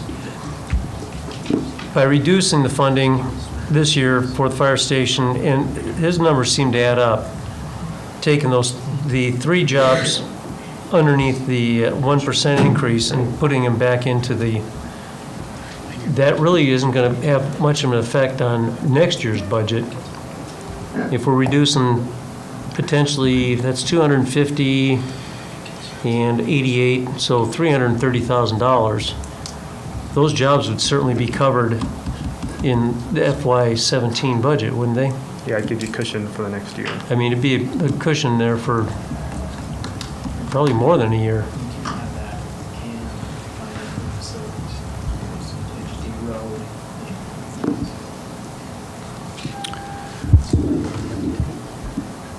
I think that it depends on how you as the council want to use the FRF money in future years. I mean, that's really the key to the whole thing. Sure. The reserves are going to cover, for the most part, the payment to the fire station and the library for this coming fiscal year. It's the FRF dollars that are the ones that are flexible because they're recurring dollars that you're going to see every year in the budget. And so as long as you can reduce the overall revenue to a point where you're going to be able to use those dollars to fund the positions, the employment positions, then you'll be okay. You still might be a little bit off, but it's close enough that I think you'll be able to work on it. When we go through the budget exercise next year. The thing I would caution you, though, is in order to continue to fund the final payments for the fire station and the library, as you've seen in the presentation that we made during the budget process, at some point, the council is going to have to consider a property tax increase to complete that process. But as far as this year is concerned, I think you've got the greatest amount of flexibility in this budget year in order to make some of the changes as Councilor Daniel has proposed or Councilor Blakey has proposed. Okay. Councilor Maldonado. All right, before I speak, I just know that I'm not an accountant major and I'm not a broker like Mr. Blakey, so my math might be a little off. If I supported Councilor, which I do as it sounds, Councilor Blakey's proposed would be to lower the fire station from $650,000 to $500,000. And that would leave us with $150,000 to play with if we use the firefighter retirement funds and put the $500,000 towards the library straight out, or I'm sorry, for the fire station out of the reserves. Take the $500 for the fire station from reserves and take the $500 from the library out of the firefighter retirement. That'd leave us $200,000 in firefighter retirement funds to play with. 700 minus 500 is 200. Okay. Then you take $72,000 for the public information officer out. That's taken care of. It's in the base now because it is the FRF funds. Then you also take. How's that? We'll just say firefighter from that one. And then you take $89,000 out for the assistant city attorney, and that leaves you with $39,000. You take $21,000 out for the library volunteer supervisor, and then you've got $18,000 left with to play with. So you're going to miss out on the recreation specialist, sidewalk vault program, and the page supervisor, but I think that still meets halfway in the middle. That would be somewhere I would offer to meet Councilor Daniel and Councilor Blakey's propositions. Okay. Mr. Mayor? Yes. Call Councilor the Renner. question. Call him the question. Yeah. Well, I don't know we're quite done hashing it out, are we, or? I still haven't heard from Councilor Collins. Oh, okay. Sorry, Mike. Mr. Mayor. Councilor Collins. Based on what Councilor Maldonado and Bob Blakey, I would support, I believe, what they have proposed at this point. I'd like to keep the library where it's at. I'm okay with reducing the funding to the new firehouse down to 500 with the expectation that we have a plan to finish it when we said we were going to finish it. It's been brought up a couple of times now with the sidewalk vaults. I am not in support of cutting those out in any way, shape, or form. We have some downtown work that is coming in the future. I hate to see us waste money by digging up the street, putting it back down, and digging it up again. This has been a long time waiting. The historic nature of our downtown, that's a very important part of it, and I would like to see that plan get started so that we can potentially save those vaults and help those businesses out that depend on those. Mr. Mayor. Pro Tem. So just to clarify, under Councilor Daniel's plan, that would include the sidewalk vault program, which is in the 1% column. I believe I heard Councilor Maldonado, you said you would eliminate that. So under their plan, that wouldn't be included. Can I make one last closing comment? Well, I might have one myself. All right. Go ahead. All right, Mr. Councilor Mayor. Daniel. Well, thank you. I just really want to reiterate, I mean, we're already raising taxes. We already have this built-in stealth tax with the Percy savings. We're taking nearly $1 million out of our reserves. I don't see what the issue is with bringing the tax levy down to 0% and still accomplishing everything we want to do.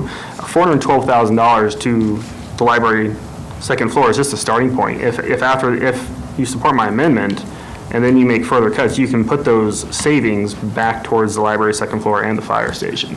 But at least by supporting this amendment, you take that 1% off the table and you actually give a good deal to the taxpayers of 0%, because we already have a built-in stealth tax anyway. So that's all I have to say. Okay. And I guess I'd offer, and I understand what you're saying about the tax. That $700,000 is actually what, Dan, 300, a little under 300 from last year, and approximately 500 from this year.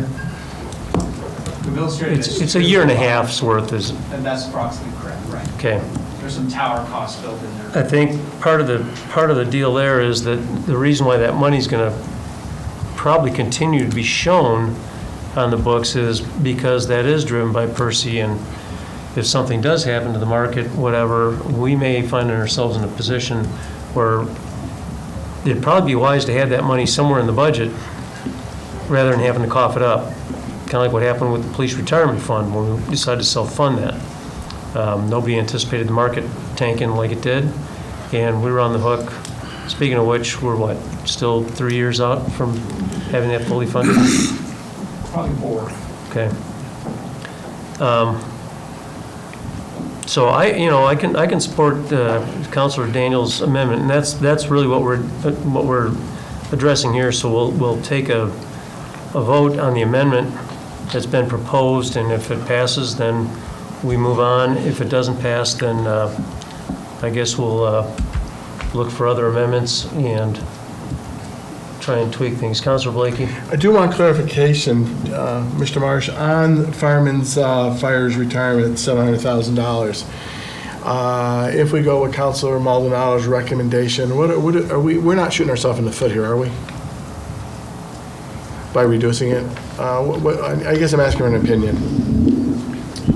I just want to make sure. I Councilor, support Mr. it, Mayor. but I want to make sure I understand it fully. No, I don't think so. If I followed the math correctly, 700,000 would cover library and a few positions with a few leftover dollars, and $500,000 would come from reserves and be assigned to the fire station. Yeah, okay. Mr. Mayor, one question I have, if we proceed, I wasn't clear on Councilor Daniels' use of the funds. Were you still advocating so much in reserve set aside, or could you make that connection for us? Yeah, the reserves would stay at 900,000. I'm just. Excuse me, that's 15 days approximately, correct? That's correct. Okay. Sorry. I didn't mean. No, I'm ready to vote. So not, excuse me, reserve still the 900,000. Correct. It'd just be basically, it'd be eating into the 700,000. That's where you'd find the savings from the fire station and library second floor. So are we all clear on that? The amendment is 0%,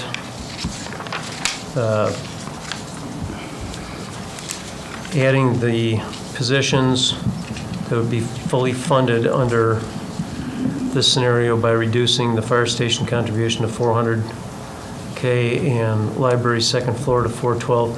And I'll offer this up too. I mean, when we first started the library project, I was on the council when we did that. Jay Kraus is the one that originally came up with the plan with Don Whitman, and the city council, we actually set aside $200,000 a year. We made that agreement because obviously there wasn't going to be a bond passed.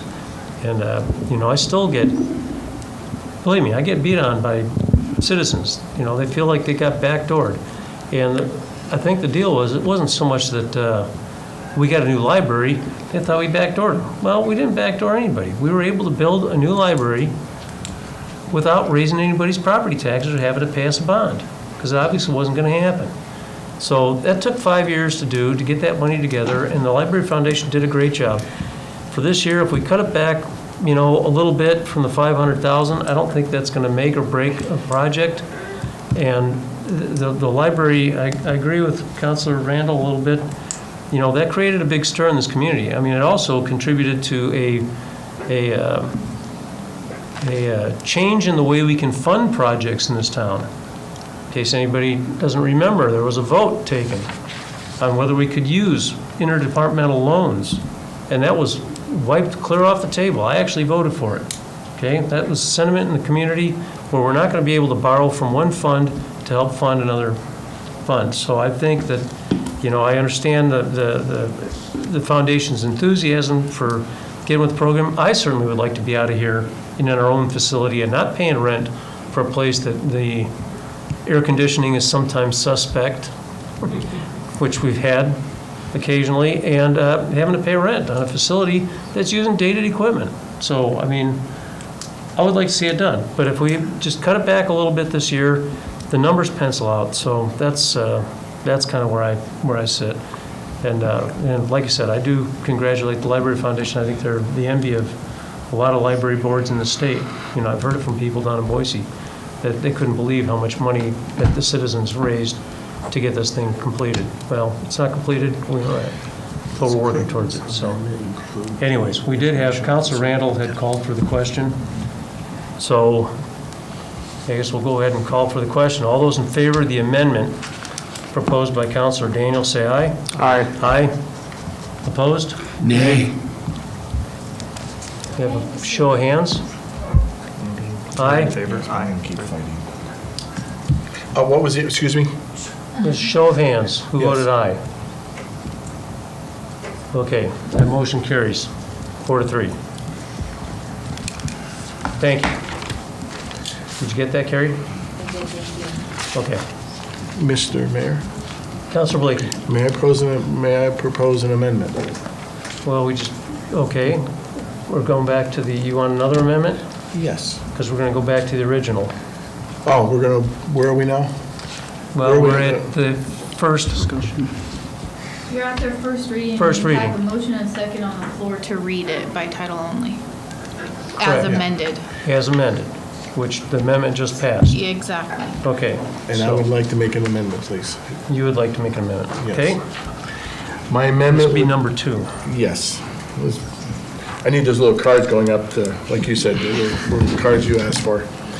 At this time, I'd like to make an amendment that, again, we reduce the funding to Valley Vision to $20,000, and then use those funds to increase the support for the library, the building project.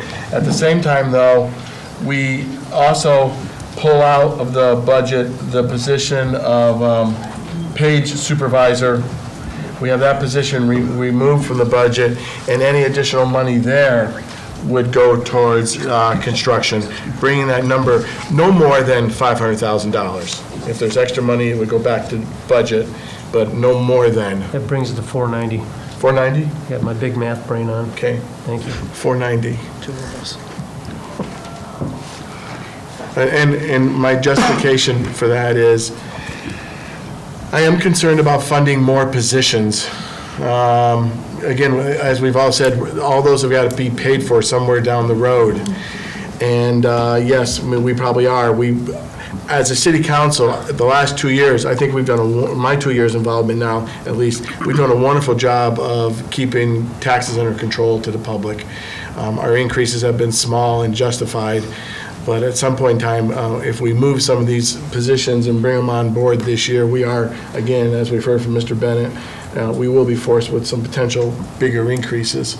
And so, in my support, I would rather shift that money into construction, get that number as close to the $500,000 as the original requested, and that would be my amendment. Second. Okay, we have a motion and a second. Do we have any other discussion?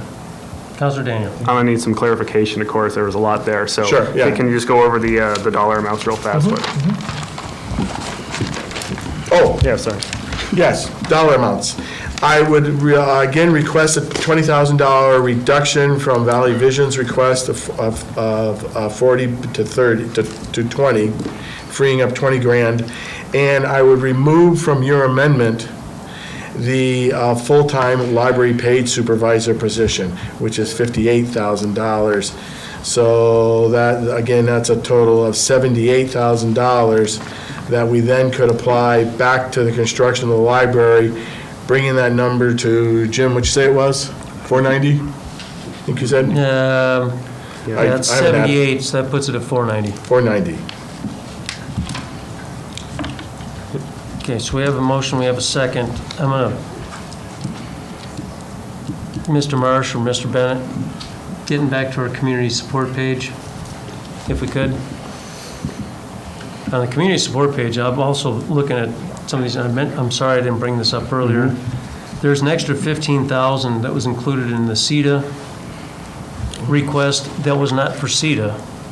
That was Christine Fry asking us if we would put 15,000 aside as somewhat of a contingency fund because they needed money for the viticulture. Right. That's not in there. That's not in there? No. Okay. What about the 25K for United Way? Nope. Okay. What about the increase to Valley Boys and Girls? No. No, I don't, none of the new requests were, or increases were included within the budget. Oh, gotcha, okay, Yeah. I'm sorry, I was looking at our worksheet, and I'm got the page right here in front of me. My apologies, thank you. Okay. So does everybody understand the amendment that's on the table? Do we have further discussion? Mr. Mayor? Councilor Randall. I'm still against taking the 20,000 away from Valley Vision, and I've already stated my reasons for that. Okay. All those in favor say aye. Aye. Opposed? Nay. That motion carries 6-1. Mr. Mayor? Councilor Randall. I'd like to propose an amendment. Certainly. I'd like to take $20,000 out of the donation to the Civic Theater and put it toward Valley Vision. So reducing Civic Theater down to $12,200? Yes.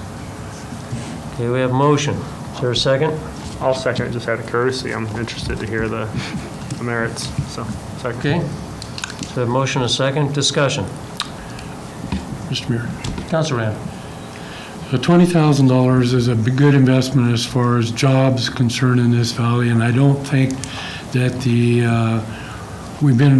intent, I think, of the money that was donated to Civic Theater was to eventually make it independent, where it would be on its own. If that's the case, then we've got other places that we can better afford to put that money to, and the Valley Vision is one of them.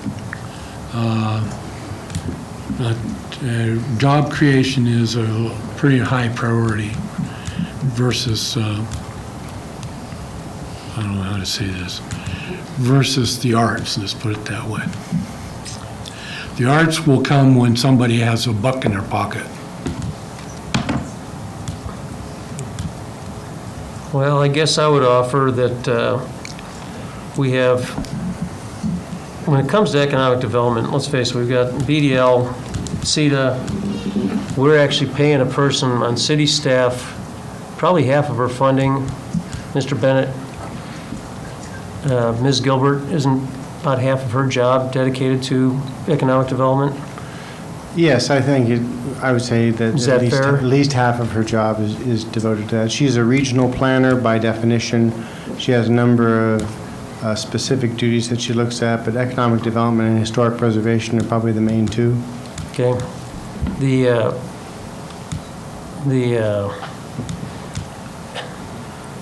We've had several public hearings when we've had the Civic Theater here in force. Those shows are widely attended. I don't really have a problem with the arts. You know, maybe the moose sculpture was a little over the top, but, you know, public art in and of itself is, you know, the theater's an ongoing concern. I guess it just depends on, you know, where we want to go. We have been the sole biggest contributor for many, many years. And when we're talking about these contracted services, and we had a very nice letter sent to us by our attorney stating what the requirements are for contracted services. If we're going to donate money, we should be able to see some tangible benefits to the taxpayers of Lewiston by giving that money away. I can see that with the Civic Theater. I mean, there are a lot of kids, adults, a wide variety of the community attends those things, and they participate in it.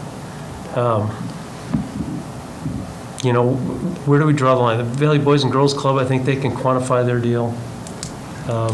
But there's some stuff out here that's just, you just can't quantify it. What is the benefit to the taxpayers for what we've been paying and for how long the organization's been going on? So I don't know that I could support that proposed amendment, so. Mr. Mayor? Councilor Blakey. Jed, I do not like getting sideways with you. I can tell you that right now. I'm not comfortable at all being sideways with you right now, but I'm there. I think government has a long history of supporting the arts, both on on a local level and also on a national level. There's been a long history of supporting arts. Arts are important to a community.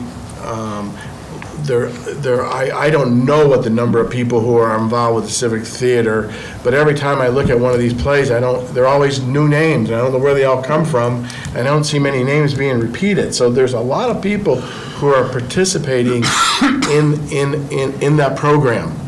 At the same time, if we're going to chop off their head partially, I think then we got to start looking at some of the other organizations like Boys and Girls Club, and I'm not supporting that we do that, because again, it's contracted services. Boys and Girls Club provides a service that at the city level we don't provide.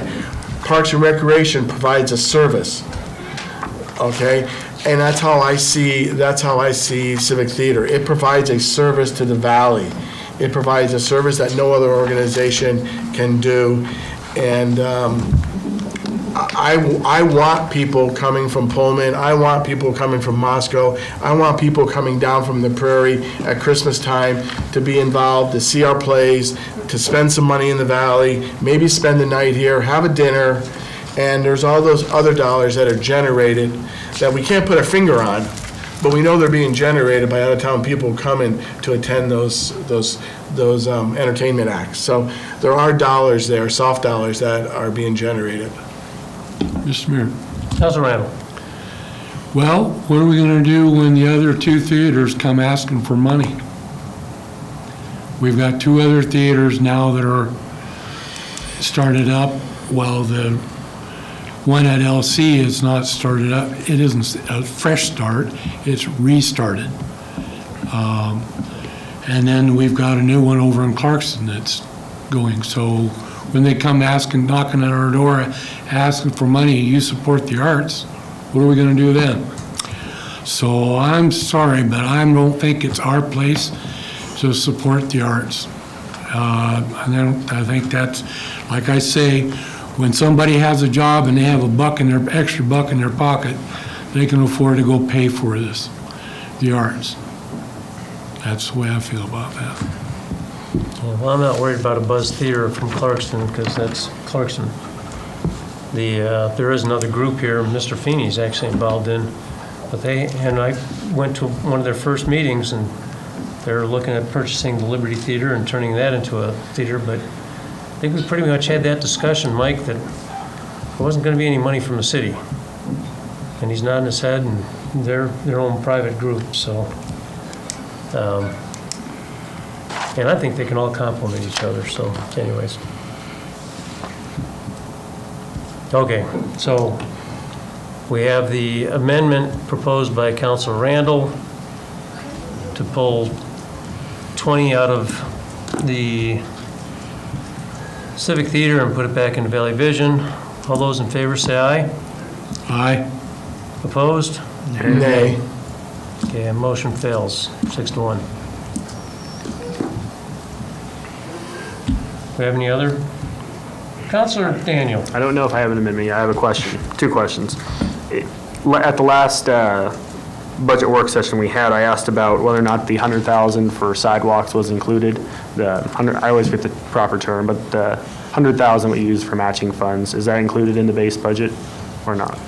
There is $100,000 included in the base budget, but it is not specifically the monies that are referred to by the Transportation Advisory Commission as monies that they wanted to have added back into the budget specifically for sidewalks, ADA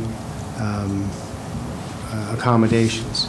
So this is the $100,000 that annually has gone into the street budget from the property tax allocation. So the short answer is probably no to your question. And then my second question, is the 100,000 for the community park still built into the budget? Yes, it is. Okay. Yeah, thank you. I was going to ask that. And I have an amendment. Okay. I propose that we take that $50,000 of the 100,000 for city park becomes dedicated for the sidewalk program mentioned. Second. I'm sorry, could you repeat that one more time? 50,000 of the 100,000 goes to the sidewalks. Which 100,000? Of the Community park. For the community park? Yeah. And I'll take it anyway for a second. So we have a motion and a second. To discussion? Yeah, Councilor Daniel. So the reason is, I think sidewalks are important. I think everyone uses them, or most people use them, and if you're not using them, you should be. ADA compliance is also important, and it's not so much because of compliance is important. I think it's just important that we provide the ability to move around town without a motor vehicle. And I realize I am a big supporter of community park. I want to see it grow too, but we have limited amount of dollars. We're still not even quite sure the long-term plan for community park as far as what we're going to do as far as bonds or not, or whether or not we're going to have a big pool or anything there. So this still puts money towards it, but it also allocates money towards sidewalks. Just a question. Councilor Melvin. Do you want to take out this $50,000, Councilor Daniel, indefinitely or just for fiscal year 16? At least for, well, that's up to next year's council, of course, but in my mind, it'd just be for this year. It'd be to assist TAC and assist the city in developing our sidewalks. Thank you. Mr. Mayor. Pro Tem. As the liaison for the Transportation Advisory Commission, there's been a lot of discussions on that money, and they were actually asking for a lot more than $100,000 because they don't have any money to make any decisions to implement the sidewalk program. So I think at least 50,000 coming from parks. I too support parks, but I think that even that little bit they can go a long way in the TAC. So I fully support the amendment. Okay, Councilor Daniel. Sorry. In addition to that, we're already doing some other things this year for Parks and Rec. For instance, or not Parks and Rec, but for the Parks Department in general. But we're doing the Kiwanis Park bathroom remodel, the Fenton Gym floor, the community center remodel for $100,000. So as much as I'd like to keep the $100,000 in for community park, I think this is reasonable, and I think it helps the city. Mr. Mayor. I'd also like to point out that a couple years ago, this was actually a line item for $100,000 that's been removed from the budget. So we would be replacing half of it. There's a lot of places in the orchards and other areas of town that need sidewalks. Well, I'd agree. Of course, there are a lot of places in this town that aren't suitable for sidewalks either, so. That's why the sidewalk program. Well, no, I'm saying not suitable because nowhere for the water to go. Okay, so this is Amendment 4.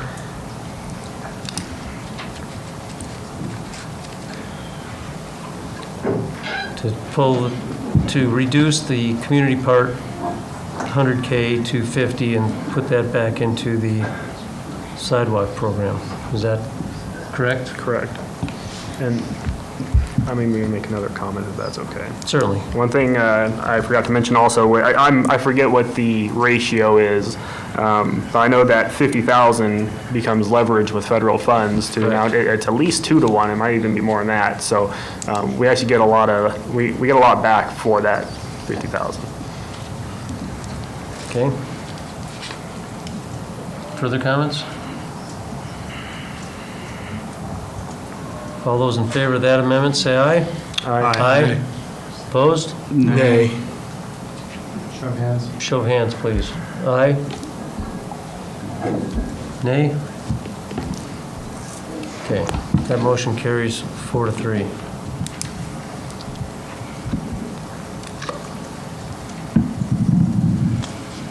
Okay, so, Sir Daniel. So just a comment, and I don't think I have any other amendments, but, yeah.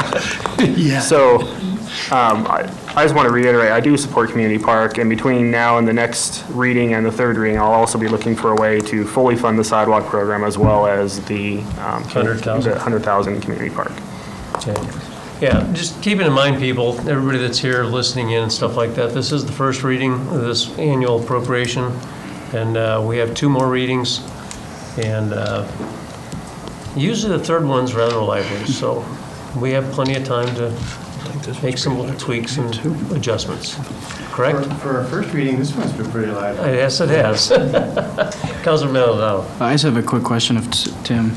That $35,000 for the Fenton Gym floor, you had mentioned earlier at a work session that obviously isn't going to get the job done. Have you talked to the other entities about cooperating? It wouldn't get the job done. It's about a $90,000 project. But what it could do is it could put some money in a pot for us to be able to get it done if we had to do it over 2 or 3 years. Perfect. Thank you.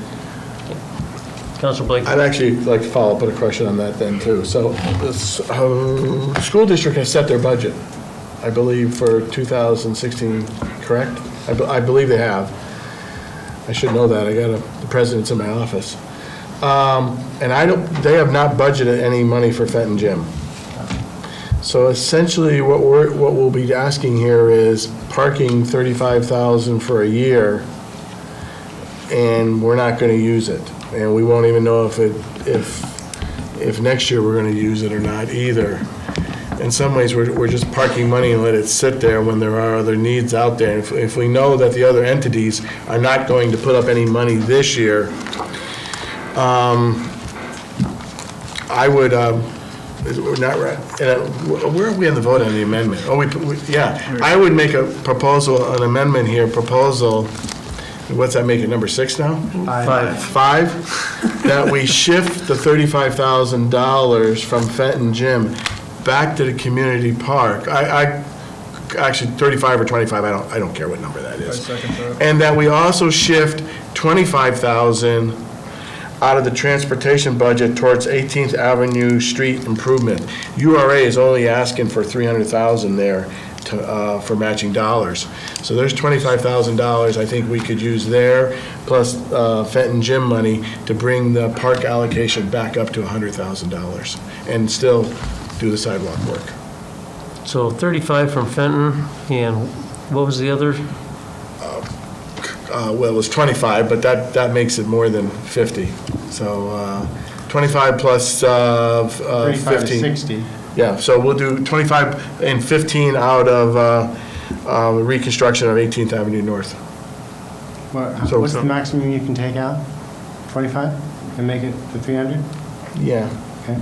We'll use the extra 10 for the library, then you got your full 500,000.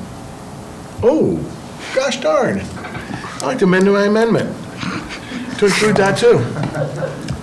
Okay, hang on. So we're at 15 from Fenton, 35 from Fenton, 15 from 18th Ave. Well, and that's actually that 18th Ave, that is or as needed. Right, as needed. For other projects. It's not specifically dedicated to 18th Avenue. It is for 18th Avenue or as needed. Correct. But at some point in time, we have to sit here and say it is, because URA will be voting on hiring an engineer at possibly tomorrow. Okay. And what was the other? It was 15 out of 18th Street North, Avenue North, 35 out of the Fenton Gym, and then 10 of that would be allocated back up to the library to bring them to an even 500,000. Oh, so 35 and 25 is what you're saying. Oh, Mr. Bennett's Your math's a correcting little me. off. Split the 35, 25, that's 60 total, split 50-10. Yeah, okay, yeah, 50-10, thank you.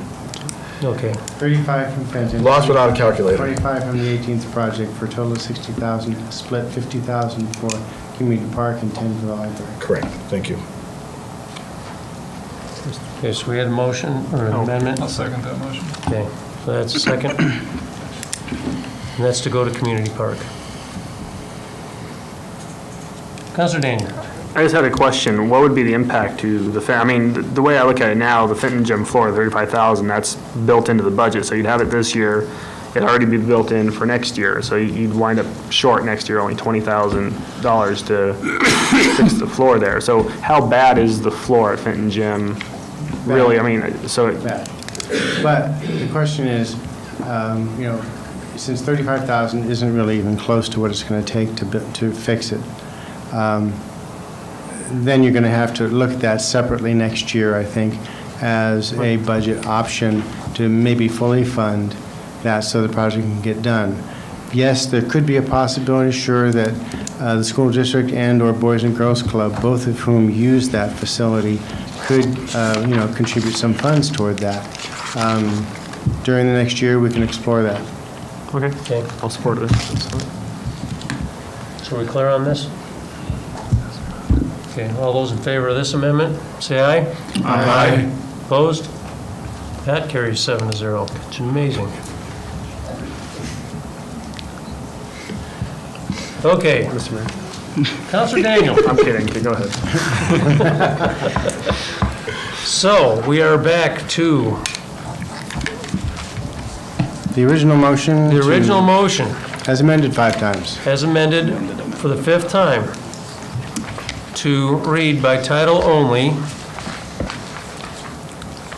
ordinance, we're still on 4640, correct? Thank you. Yes.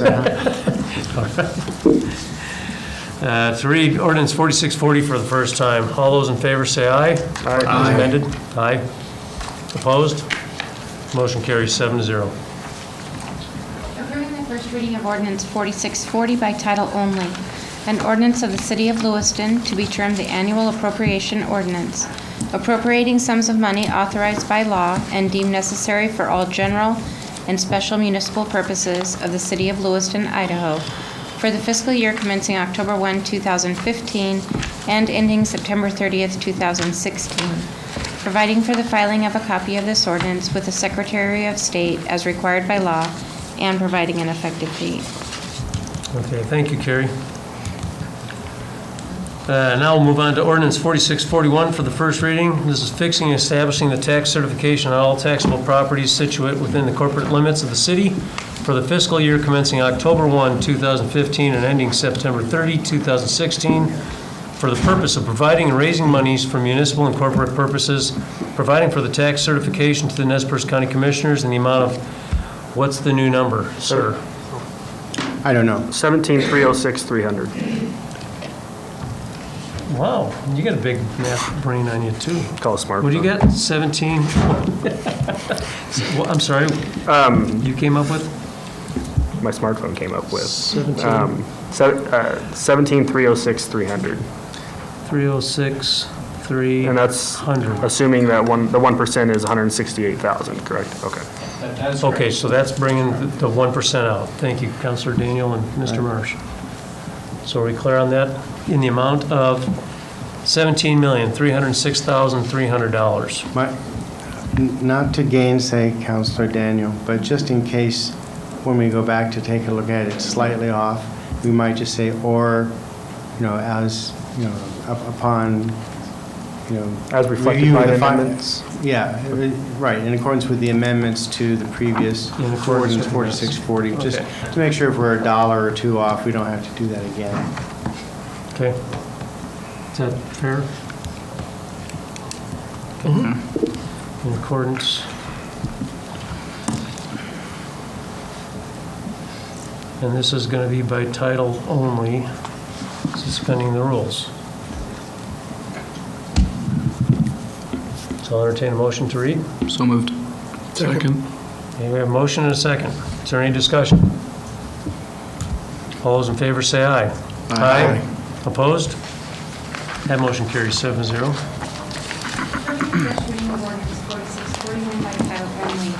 An ordinance of the City of Lewiston fixing and establishing the tax certification on all taxable properties situate within the corporate limits of the City of Lewiston for the fiscal year commencing October 1, 2015 and ending September 30th, 2016, for the purpose of providing and raising monies for municipal and corporate purposes, providing for the tax certification to the Board of County Commissioners of Nez Perce County, Idaho, in the amount of $17,306,300, providing a certified copy of the annual appropriation ordinance to the Board of County Commissioners of Nez Perce County, Idaho, as adopted by the City of Lewiston for the 2015-2016 fiscal year, and providing an effective date. Okay, thank you, Carrie. Ordinance 4641 has been read for the first time. Moving on to item D, ordinance 4637 for potential first reading, amending Lewiston City Code, section 7-1, increasing and adding certain ambulance service fees. I'll entertain a motion to read for the first time by title only, suspending the rules, ordinance 4637. So moved. Second. You have a motion and a second. Is there discussion? Counselor Daniel. I'll support it for the first reading, but I think Mr. Havens brought up some good points, and I'll be reviewing it over the next week. So I'll support it at this point. I'm not prepared to make any amendments or anything. That's fair, and that's exactly what I was going to say.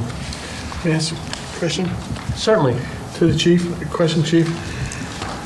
If we were a private entity providing all of these services, it was all contracted out to a provider, that provider more than likely would charge for that EMS run then, they would charge a fee. That's correct. Actually, in our study, the proposed fee for ALS non-transport was $297. That's what those other cities are currently providing for that. Other cities, but again, the question was asked earlier, private vendors, you don't have that information. That's correct. But you also have to remember with a private entity, all private entities that provide EMS service, i.e. Spokane Ambulance, requires the fire department to respond on all EMS calls in the city. So they respond and they get no recovery for those expenses of those. So Mr. Havens brought up a point. Well, there are several points. We don't charge for the police to show up to your house yet. Maybe, someday. Fire department, obviously we don't charge for that. Maybe, someday.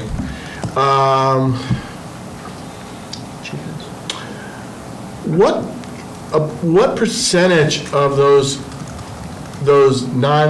calls, non-transported calls, do we eat? I mean, are we writing off? The folks that, obviously, it's easy to recover fees when you have Medicaid and Medicare to pay for them.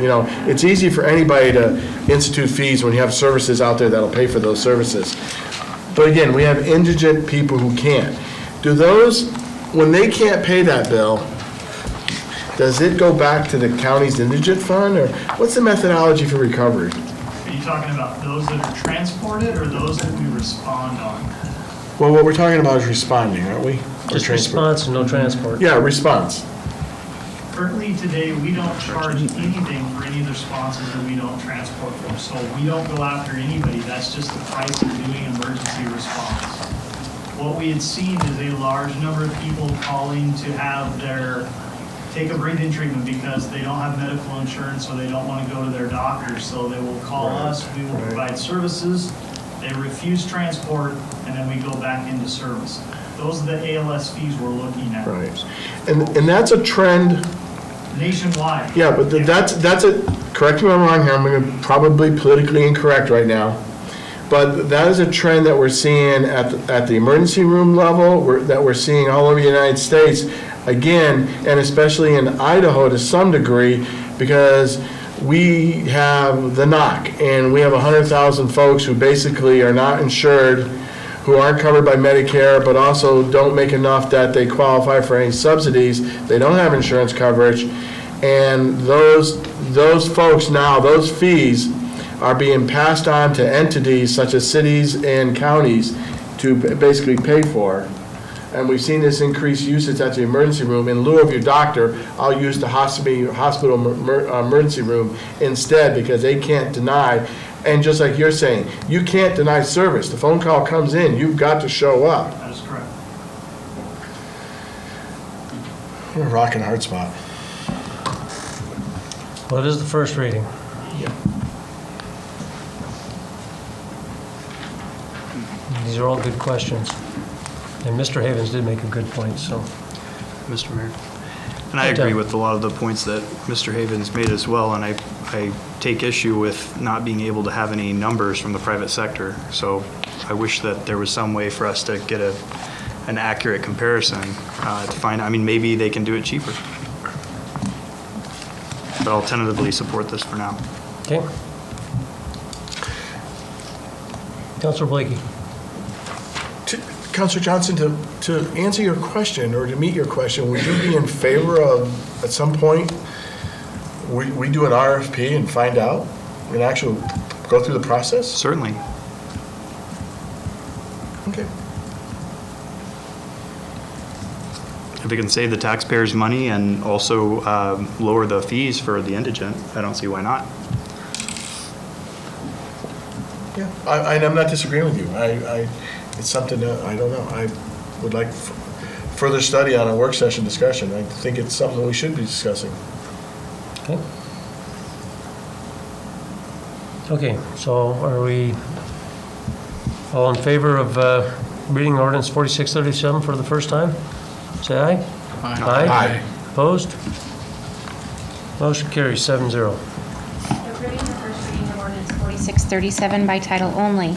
An ordinance of the City of Lewiston amending Lewiston City Code Section 7-1, increasing and adding certain ambulance service fees and providing an effective date. Okay, councilors, ordinance 4637's been read for the first time. We'll go ahead and move on to unfinished and new business. First item up, city councilor comments. Do we have any city councilor comments this evening? Councilor Collins. I just would like to ask city staff for an update on Old 8th Street. We talked about that at I believe a work session a few weeks ago on the property there that was asked to be vacated. Actually, it was here in the regular session. Property owners that had property trailers on the other side of the street that was actually city property. Oh. Mr. Davies has his hand up. I'm just asking for an update on that. I've had a few calls from people that were curious about that, primarily asking if they could park there or on other city property as well. And heck, I've got a trailer I'd like to get out of my driveway too, so. The answer is there's a work session in September 14th is when it's scheduled for a work session. Not October, September. And in the interim? September? That's a code enforcement issue from our standpoint. Okay. I mean, if it, I guess that's what I'm asking. Have we had our code enforcement officer go and talk to those residents that have stuff on the other side of the street? I mean, that was brought to us as a vacation on the one side, and it kind of opened up a can with the other side of the street, so.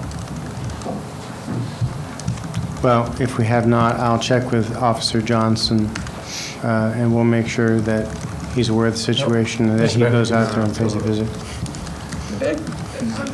He's already committed to going back. as far as I know, we have not enforced it because we knew we were bringing it back to council. Okay. Okay. That's what I'm asking. Thank you. And my understanding, Ms. Gomez, was there was one gentleman who brought up a legal term, which I don't remember what it was, but it sounded very significant. And you commented that if we don't want those lands to fall back into some kind of situation, that signs should be put up fairly soon. Some sign at least acknowledging that this is city property and you're not supposed to be parking here. Enforcement is a different issue, but a sign should be going up. Yes, and I can discuss that with city council further. Yeah. Okay. Any other councilor comments this evening? Councilor Blakey. Tomorrow, 12 o'clock, we have a Urban Renewal Agency meeting, good meeting, several important topics to discuss, along with also proposing and accepting our budget for 2016. Okay. So encourage all to attend. Anything else? Just briefly, I want to thank everybody for participating this evening in the first of 3 budget discussions that we're going to be having over the course of the month. And we've had some good conversation. And hopefully we can sharpen our pencils and get some erasers out and move things around and get to a spot where we're all pretty much in agreement. But yeah, for the first reading, this was entertaining. Most entertaining that I can remember in a long time. Mm-hmm. So I think we got some things moved around so that hopefully by the time we get to the third reading that we'll have a real good idea on what we envision the future of the city to look like in 2016 and potentially 2017. So, Mr. Mayor? Thank you, everybody. Councilor Randall. I'd like to request that these amendments that have been made to the original proposal, we get copies of those prior to the next meeting. Certainly. Can we do that? Yes, absolutely. Make sure we get that? Okay. Mr. Mayor. Pro Tem. With that, could we also get a copy of the updated spreadsheet from Mr. Bennett, the budget numbers? Sure. Thank you. Okay. City manager comments. Any comments this evening, Mr. Bennett? No, sir, I don't. Not tonight. And writing back there studiously. So. Well, we covered a lot of ground tonight. Yes, we did. Thank you. Advisory board and commission appointments. Do we have any this evening? Councilor Randall. Just want to remind you that we have a opening for the city position on the airport authority. And so far, we've only had one applicant. Yes. And, but it will be open until sometime in September, when we will be reviewing the applicants. Okay. Yeah, anybody interested in being involved in the Joint Airport Authority, you don't have to be a pilot, just interested in the airport. We encourage you to send in a application or get an application online. Make sure you get it into Carrie at City Hall. We have received one application. Yes, yeah. Mr. Mayor, we still have an opening on the Transportation Advisory Commission. Okay. Still have an opening on TAC. And I think that's JAA. Okay. Work session agenda topics. Do we have any others we want to add for next September 14th? Mr. Mayor. Councilor Daniel. Probably won't be September 14th, but I'd like at some point for us to discuss, it appears that we're going to add the public information officer at this point. And I think it would be important for us to discuss what that role would be. I know traditionally that's a city manager role to decide, but I think in light of what we've discussed at several different work sessions, I think it'd be nice to have the discussion about ADA compliance and whether or not we could fit that in with that position. Okay, Just policy decision. Councilor Randall? There's a job description written up by a pay scale for information officers, so that might be a place to start. Councilor Blakey? On a future work session, not necessarily the next work session, but October, November, whenever we have some time, we can get that in. Could HR, possibly you, Mr. Bennett, or HR, or possibly Mr. Marsh, give the council an explanation, explain how our short-term disability policy works for the employees of the city? I'd like an update on that and how the short-term disability policy works. Could we include that when we have the discussion on benefits? At the last meeting, I asked to discuss benefits at some point. Maybe we could fold that into one. I don't know. That would make sense. We could do that. Okay. Okay. Well, if there's nothing else, I guess I'd entertain a motion to go into executive session, RE pending litigation and land acquisition under Idaho Code Section 74-206, Pren 1, Pren F, and Pren C. So moved. Second. The motion is second by roll call. I'm sorry. Aye. Councilor Maldonado. Yes. Councilor Blakey. Aye. Mayor Pro Tem Johnson. Aye. Mayor Kleberg. Aye. Councilor Daniel. Aye. Councilor Collins. Aye. Councilor Randall. Aye. Okay, that motion carries 7-0. We're going to go ahead and take a 2.5 minute break. Thank you, everybody. 2.5 minutes.